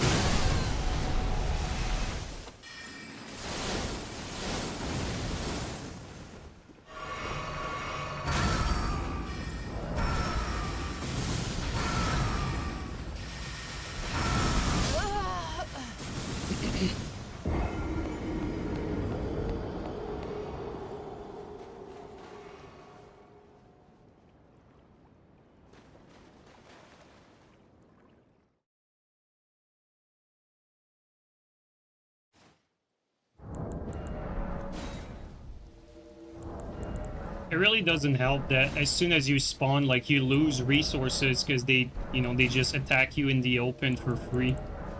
That really doesn't help. Like, they're abusing the spawning system to get an advantage even at the start. It's pretty wild.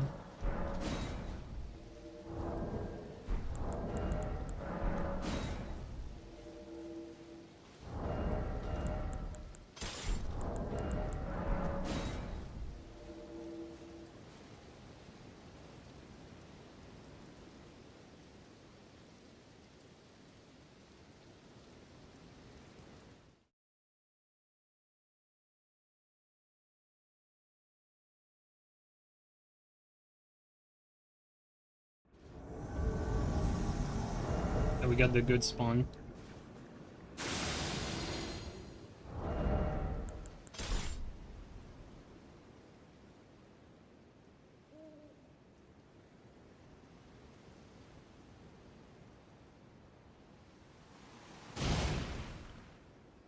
Guy's just always aiming at the door, like, nothing special.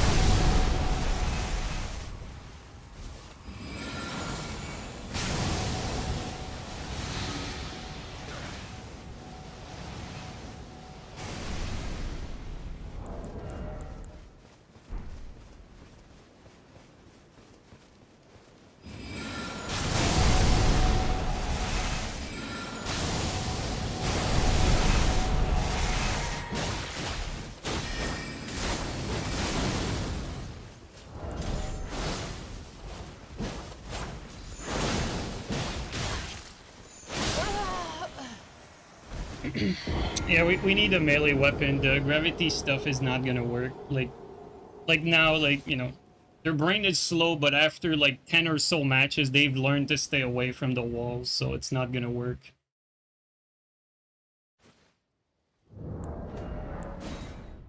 We're gonna go with our usual build.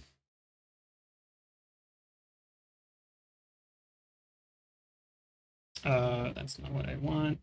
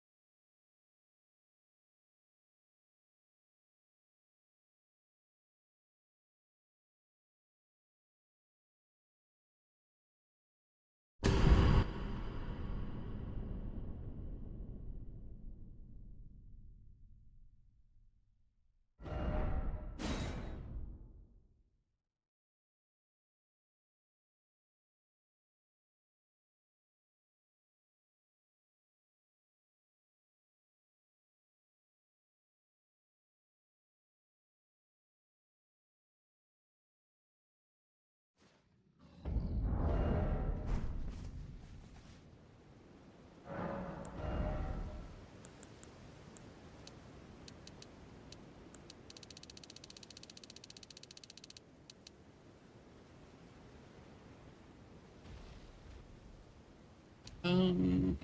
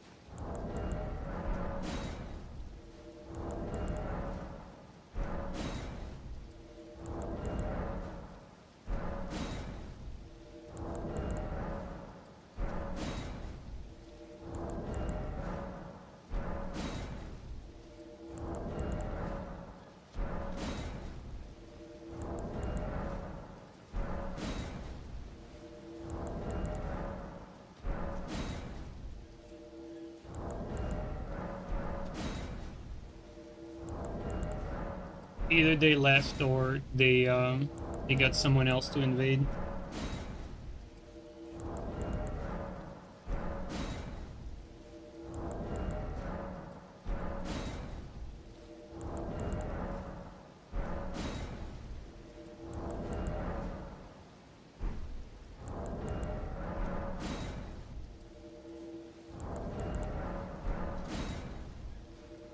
They might have been too scared of the build switch.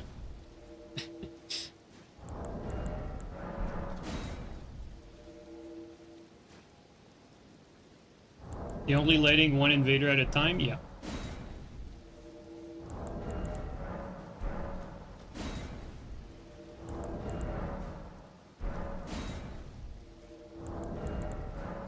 I wouldn't doubt that someone else is trying to get them.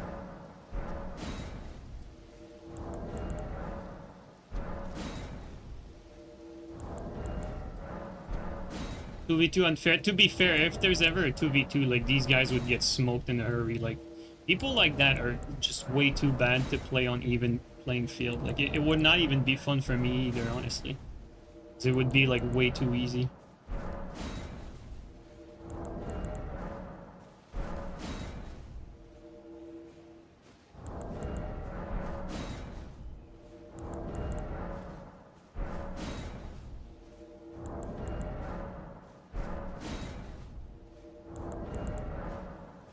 Yeah, I think they booked it. Unfortunate. Unfortunate, unfortunate.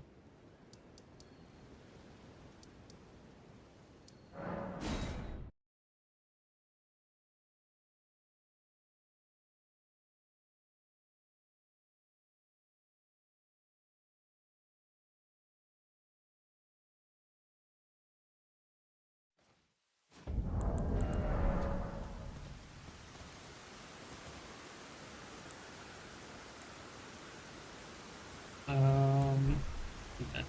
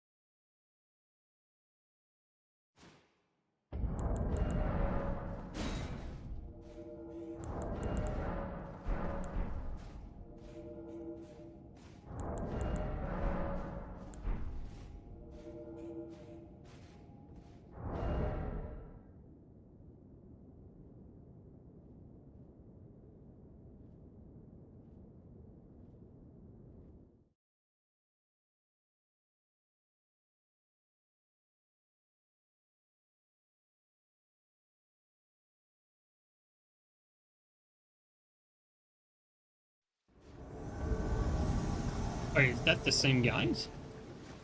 No, it's not. Never mind.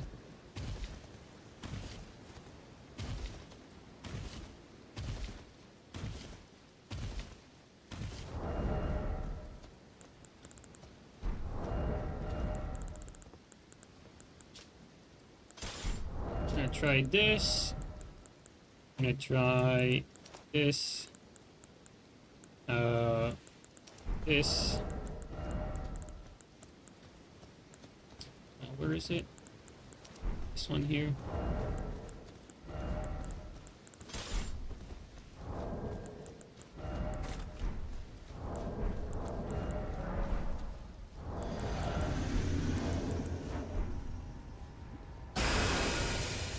Oh, they're not there. See the damage though.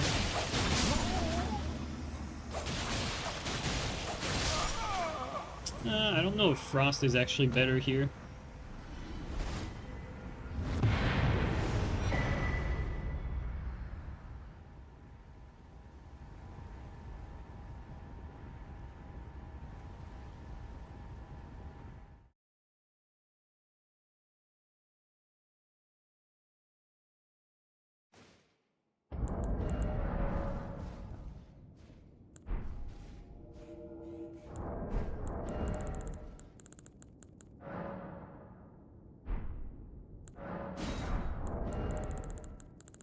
I really need to have multiple builds so I can like switch back and forth when stuff like that happens.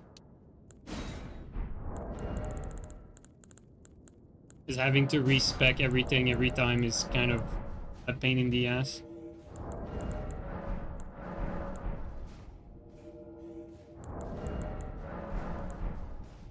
Yeah, jumping is slightly faster than running, yes.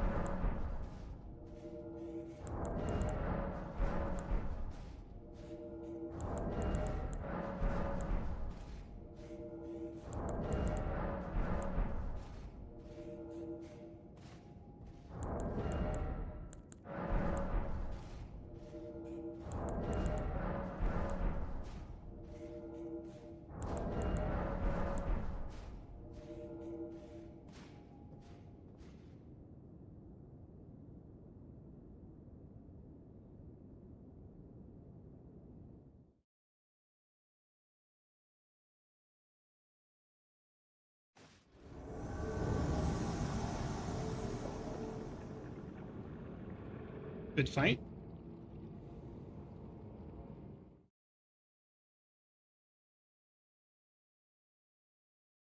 Lightning Grease plus Millicent is better burst damage.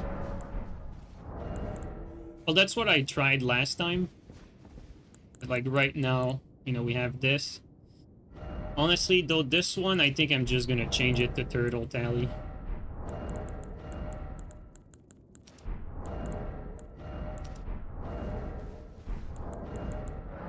Because one thing with this setup is you run out of stam, like, very fast.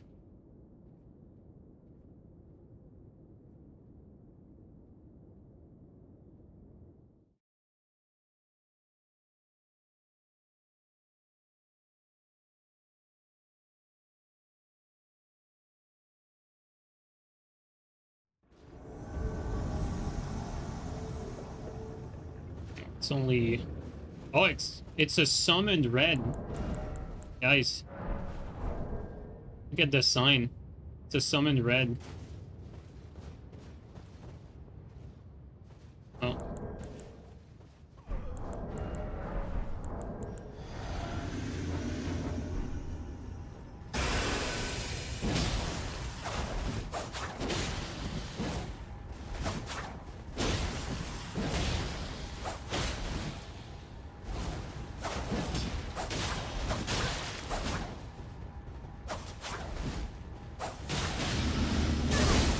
He got blocked by him.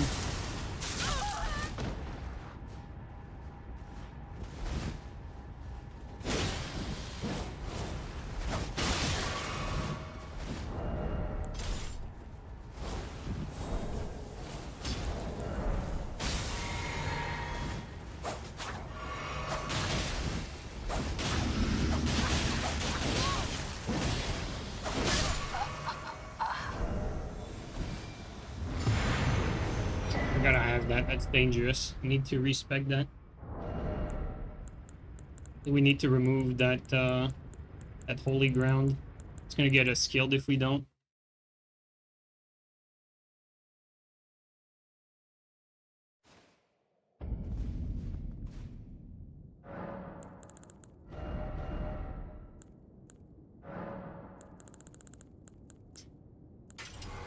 Uh,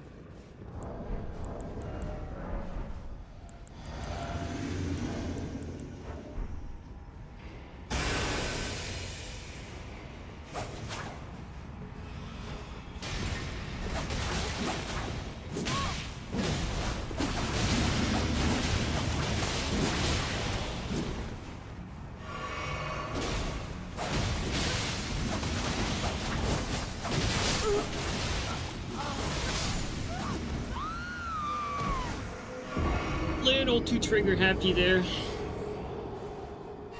It was a good spot for us, but I think instead of mashing, I should have thrown the sleep pot.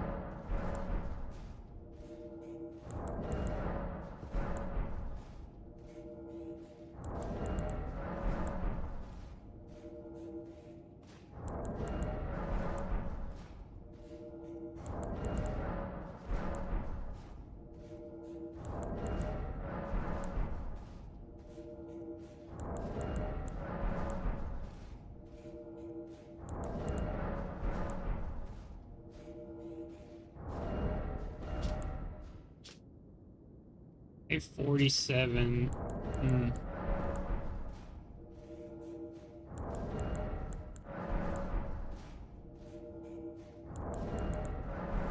I wonder if Frost is really the play there, honestly.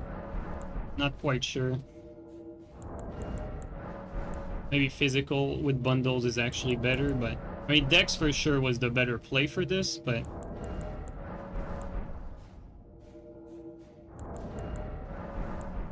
I'm wondering for strength if the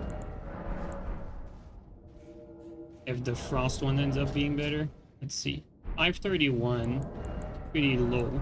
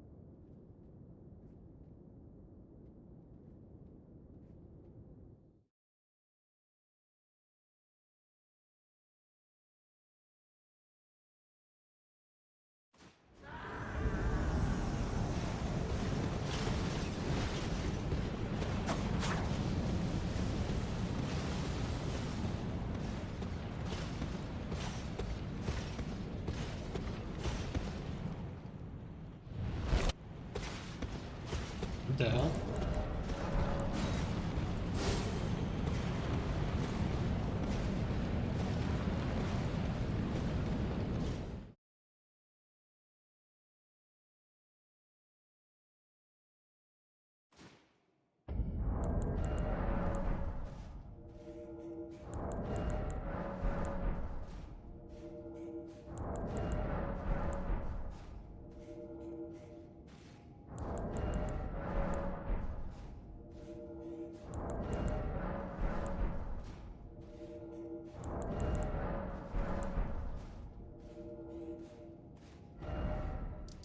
Bro, we cannot find an invasion.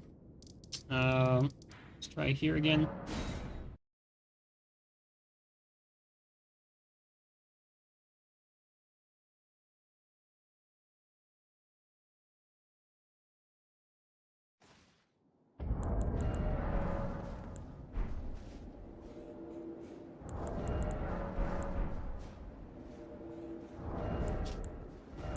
Another thing we could add to this is the spread crossbow to get a finisher, right? I think that makes sense.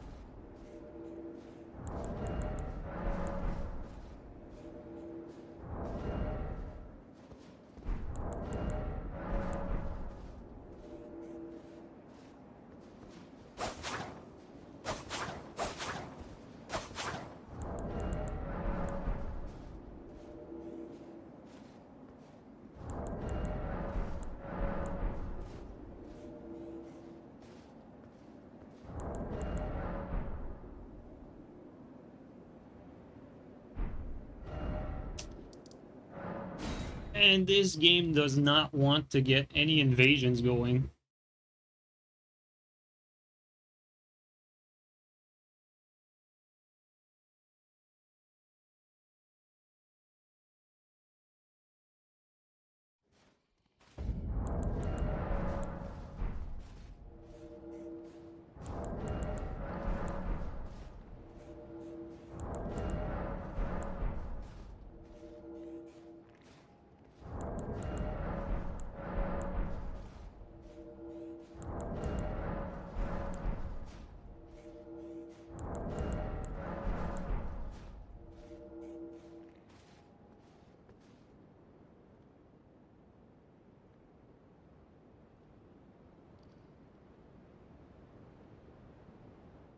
Finally.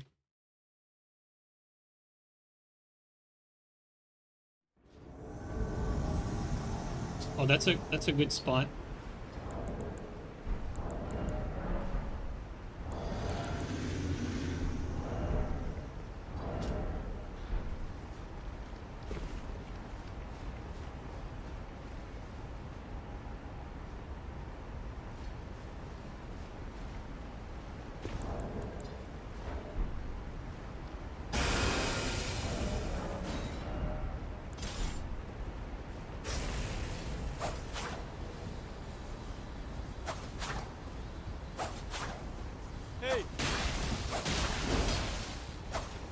Great game.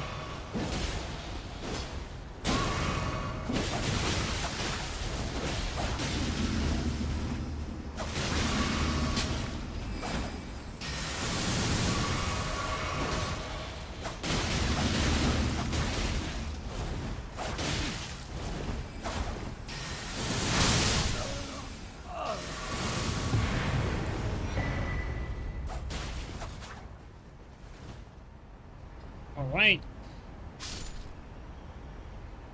Yeah, weirdly enough, it actually seems better to not use gravitational missile here and just like commit to the iron jar backend blade. I feel like the gravitational missile addition doesn't really make sense on this because you want to have BHS at all time, and for the gravitational missile you want to have two staffs.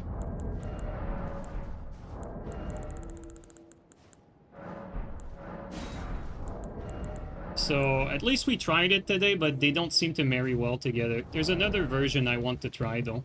Maybe not today, but like next stream, because I would have to reallocate something entirely different again.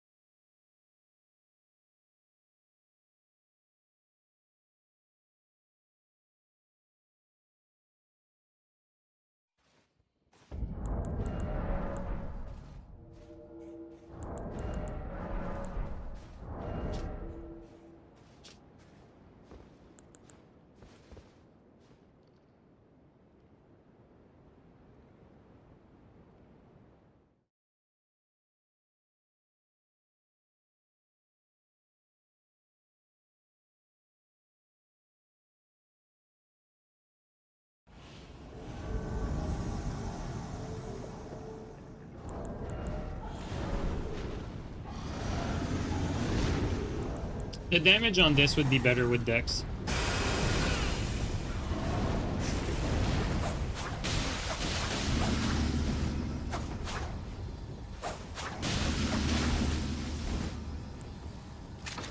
Oh, unloaded probably. Oh, it's Millicent.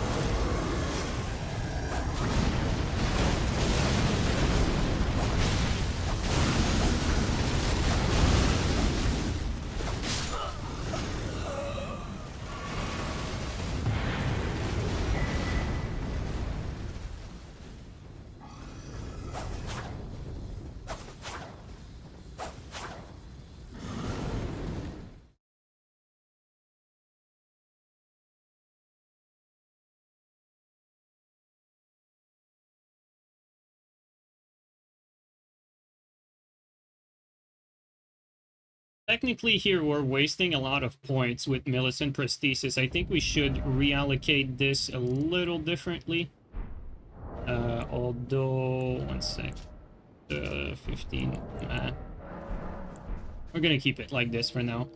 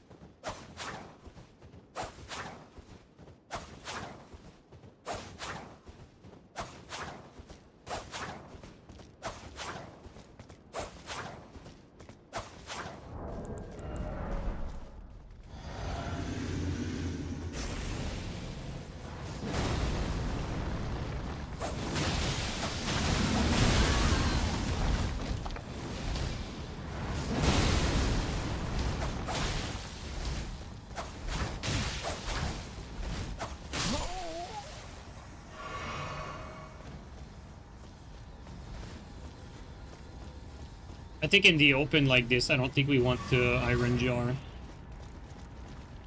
Because they're going to be able to outrun us if we do that.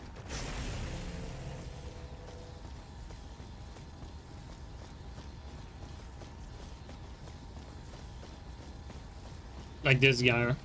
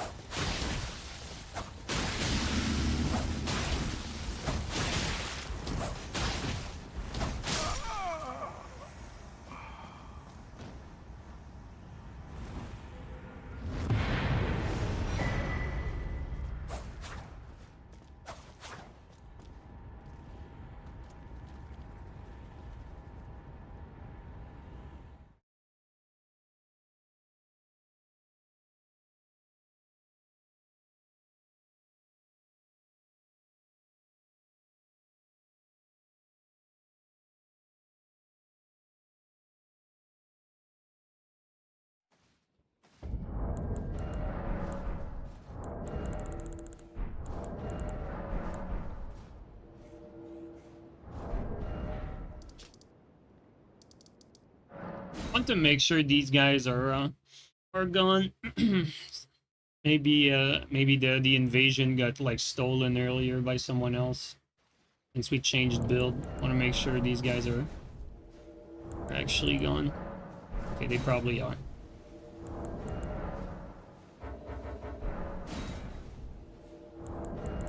That's unfortunate.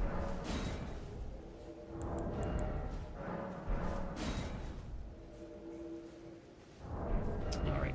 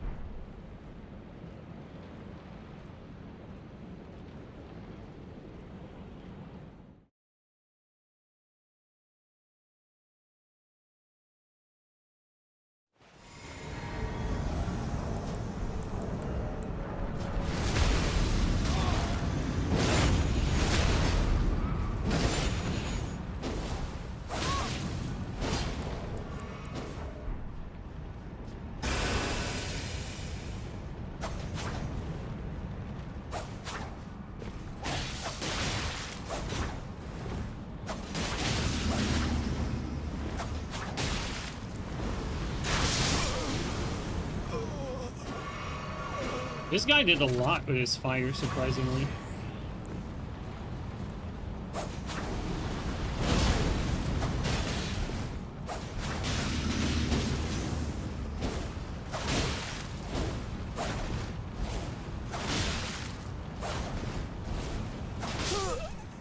Dude, this place is awful. We keep bouncing off the floor. Now we don't for whatever reason. It just keeps bouncing randomly.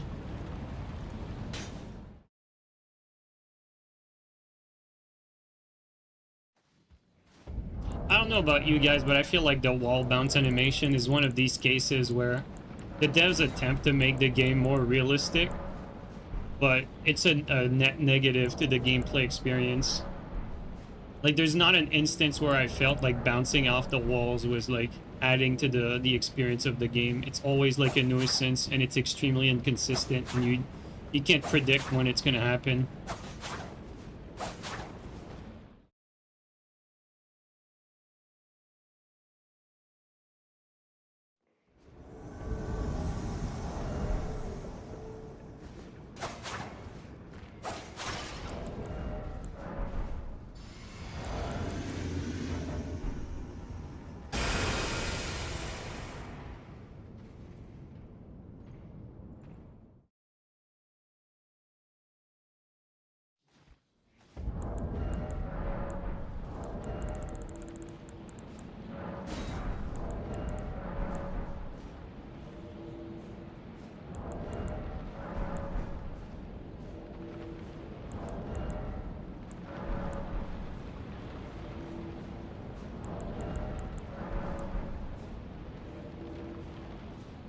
has no place in this game and it works in DS1. I honestly, I don't think it has a place in any Souls game, but I could see the argument because, like, the big difference with Elden Ring is because Elden Ring is open world, there's a lot of, like, variety of elevation, like, across the environment. Like, you know, there's always, like, a pile of rubble, like, an uneven ground. And so, like, the wall bounce mechanic happens, like, as soon as there's, like, a slight change in elevation, and sometimes it's not consistent. You know, like this, for instance, like, it doesn't bounce off this wall. Oh, now it...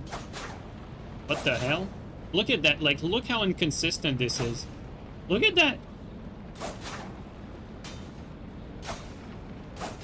This is crazy.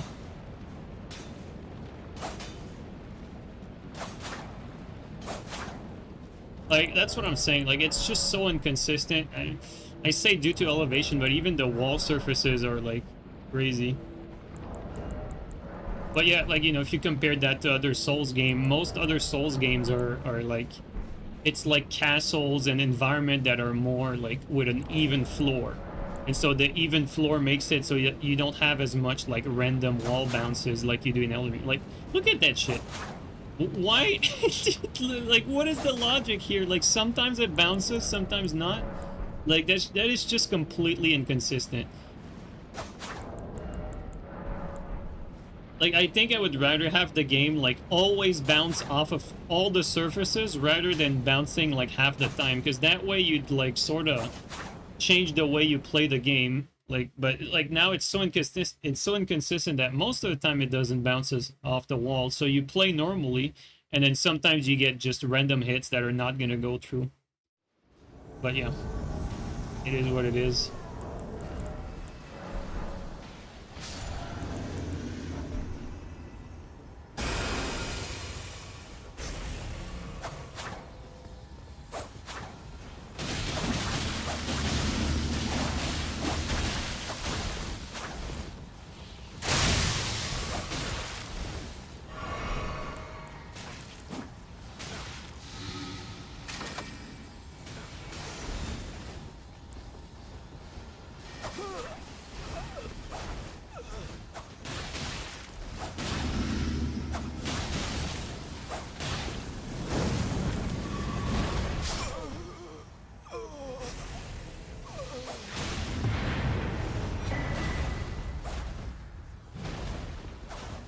PvE did all the job here.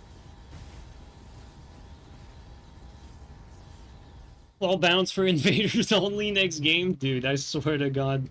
I mean, the PvP is so poorly designed. Like, I mean, in Dark Souls 3, like, we would, like, do all streams, like, with, like, either a few deaths or deathless. Like, all the streams it was like that. Why? Because, you know, we were better at the game than everyone else. Now in this game, it doesn't actually matter if you're good at the game or not. Like, the build is gonna carry most of the load. And then if you're facing people that are shameless, well, your chances of winning are gonna be basically null. Even if they're bad, which... I'm always thinking, like, oh, I'm gonna be able to kill those guys because they're all horrible, but... I mean, if they just stick to each other, even if there's just two of them, you can't do anything. It's really unfortunate. It makes the game, like, utterly pointless PvP-wise. I'm telling you guys, if it wasn't for the content creation and, like, keeping the channel going until the next game, like, I would have dropped that garbage game a long time ago.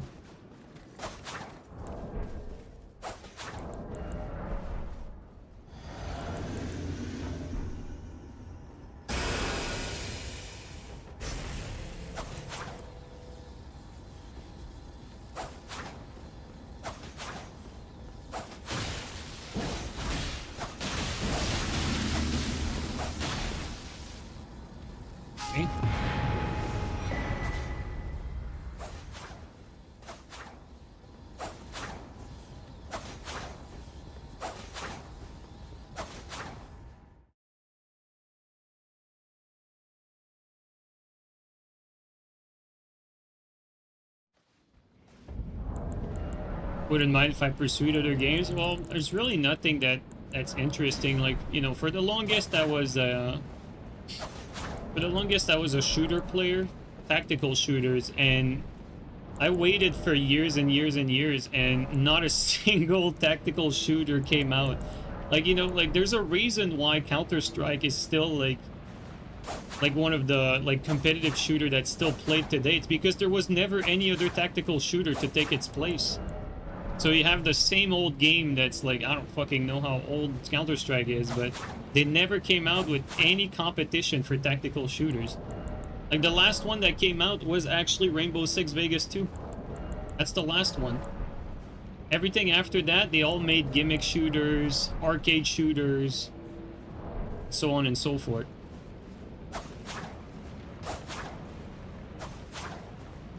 And yes, Siege is a gimmick shooter, not a tactical shooter.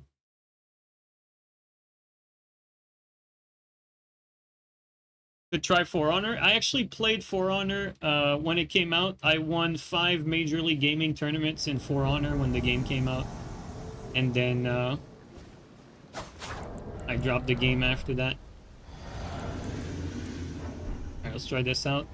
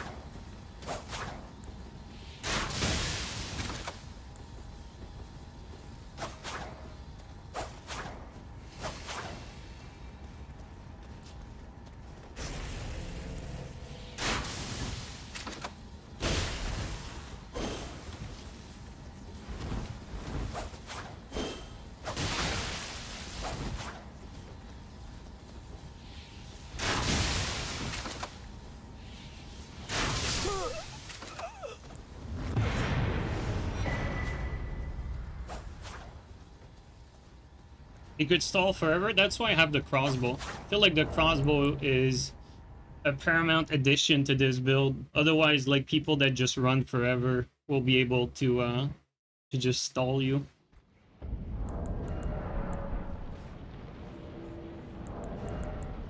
Battlefield 6 is alright. Battlefield 6 is not a tactical shooter. Like, you can like whatever type of game you want. Like, you know, like Forza, you know, car games. Like, I'm sure there are good car games out there, but they're not, you know, they're not the same genre.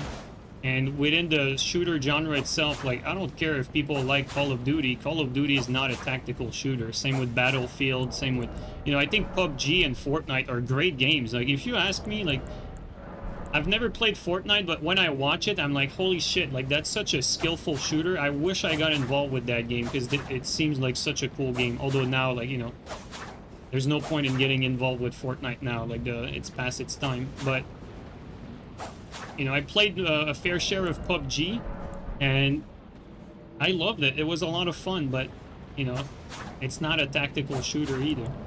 I played with my buddies from Rainbow Six, though. Like, we would play together, like, all of us that played, like, Rainbow Six Vegas 2 competitively, we would play together, and we would legitimately, like, win chicken dinners, like, over and over and over again, like, over and over. What was cool with PUBG is, like, even though it's a battle royale and more arcadey, like, you could definitely play the team-to-team encounters, like, sort of tactically with your team. It was great. I loved it. Right, PUBG gave up after 3-4 plays, dude. My second ever PUBG game. Actually, was it my second or first? I don't know if it was my second. I think it was my first game ever in PUBG. I didn't even know the controls. And so, like, you know, I was just getting through the game, and my friend was, like, carrying me through. And then we got to the last, you know, the last circle. And my friend died, and there was a team of 3. And, like, I was hiding in the grass. And, like, I was asking him, yo, like, what are the controls? Like, you know, there's 3 players in there. And, you know, I was still a pro player in Rainbow Six. So, like, it was just a matter of, like, not knowing what the controls was. But I basically clutched a 1v3. It was either my first PUBG game or my second, one or the other. I think it was my first, because I didn't know the control when it happened. And I had my friend like tell me the control as I as I was doing it.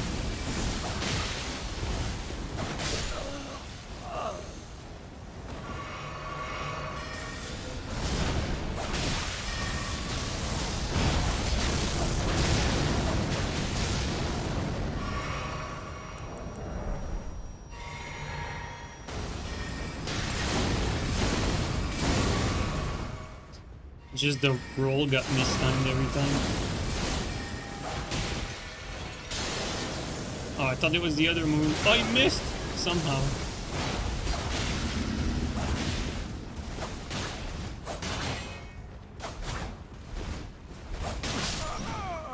Oh.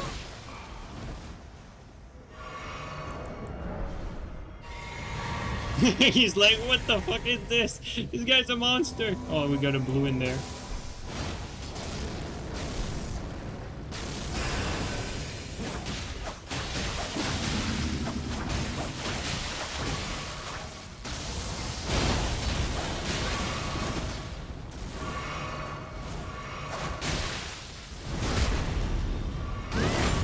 Getting saved. I think we might be dead. Whoa.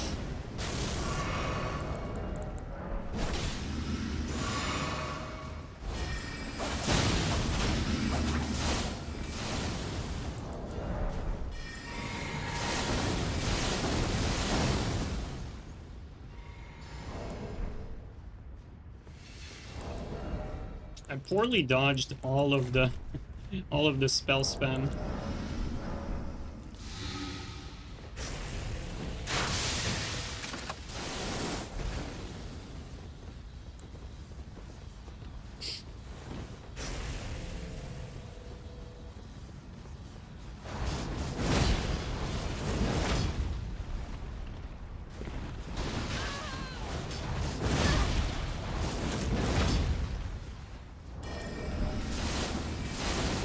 Bro, stop it.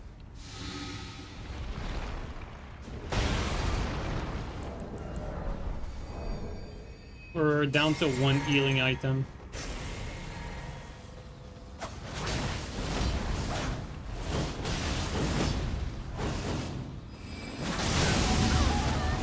Oh, lag there.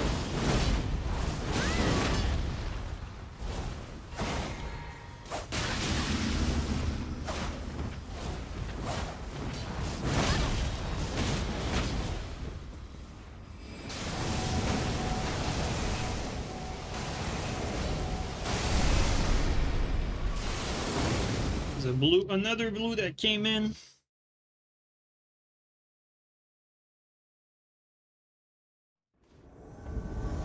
That's a good spawn.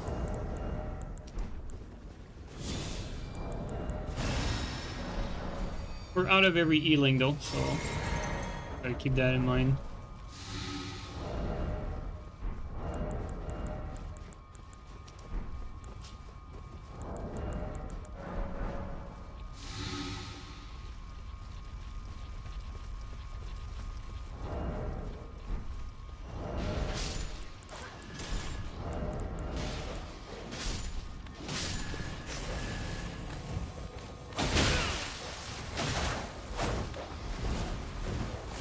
Dude, this fucking game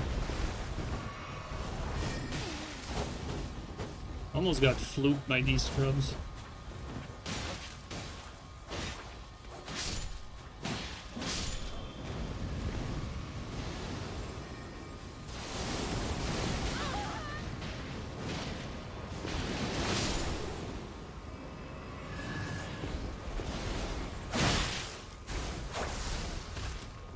Because we're out of healings, we can't really commit too much here.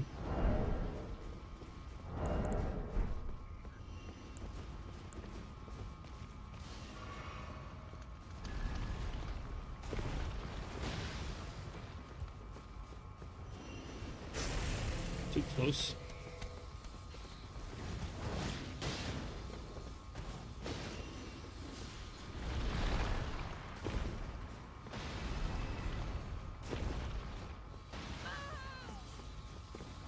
We're out of pots.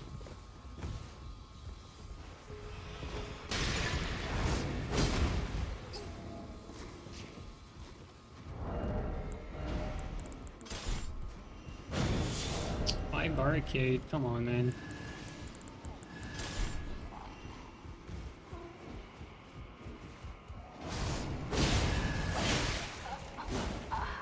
One of them's dead. Okay. Is he dead? He is. Alright.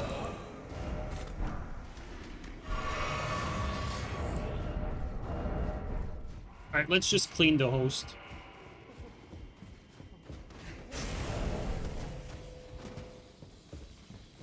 We're just gonna kill him. I'm not gonna do like any iron jar. Just gonna kill him straight up.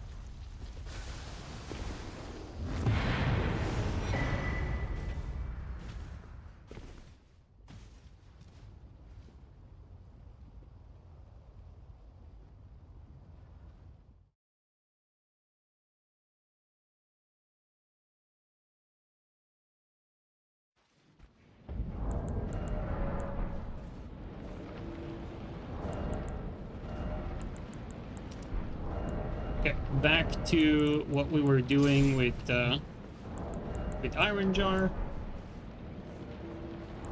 Actually, I'm gonna do a last one and then I'm gonna call it for today. I just realized the hockey game's about to start, or it's already starting. Probably just starting right now. I'm gonna do a last one and then just gonna watch hockey.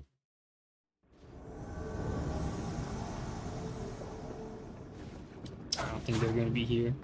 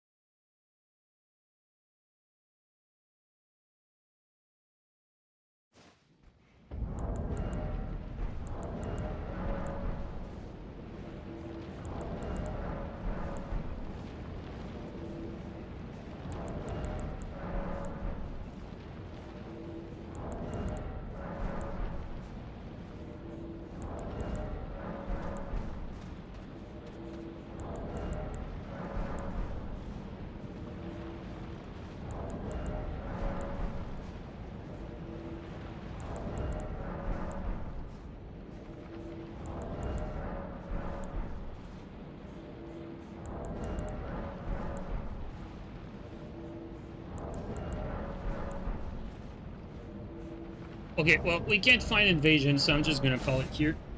Alright, guys, thanks everyone for coming by. I appreciate you guys coming, and catch everyone later. Let's see who we can raid real quick. Let's see here.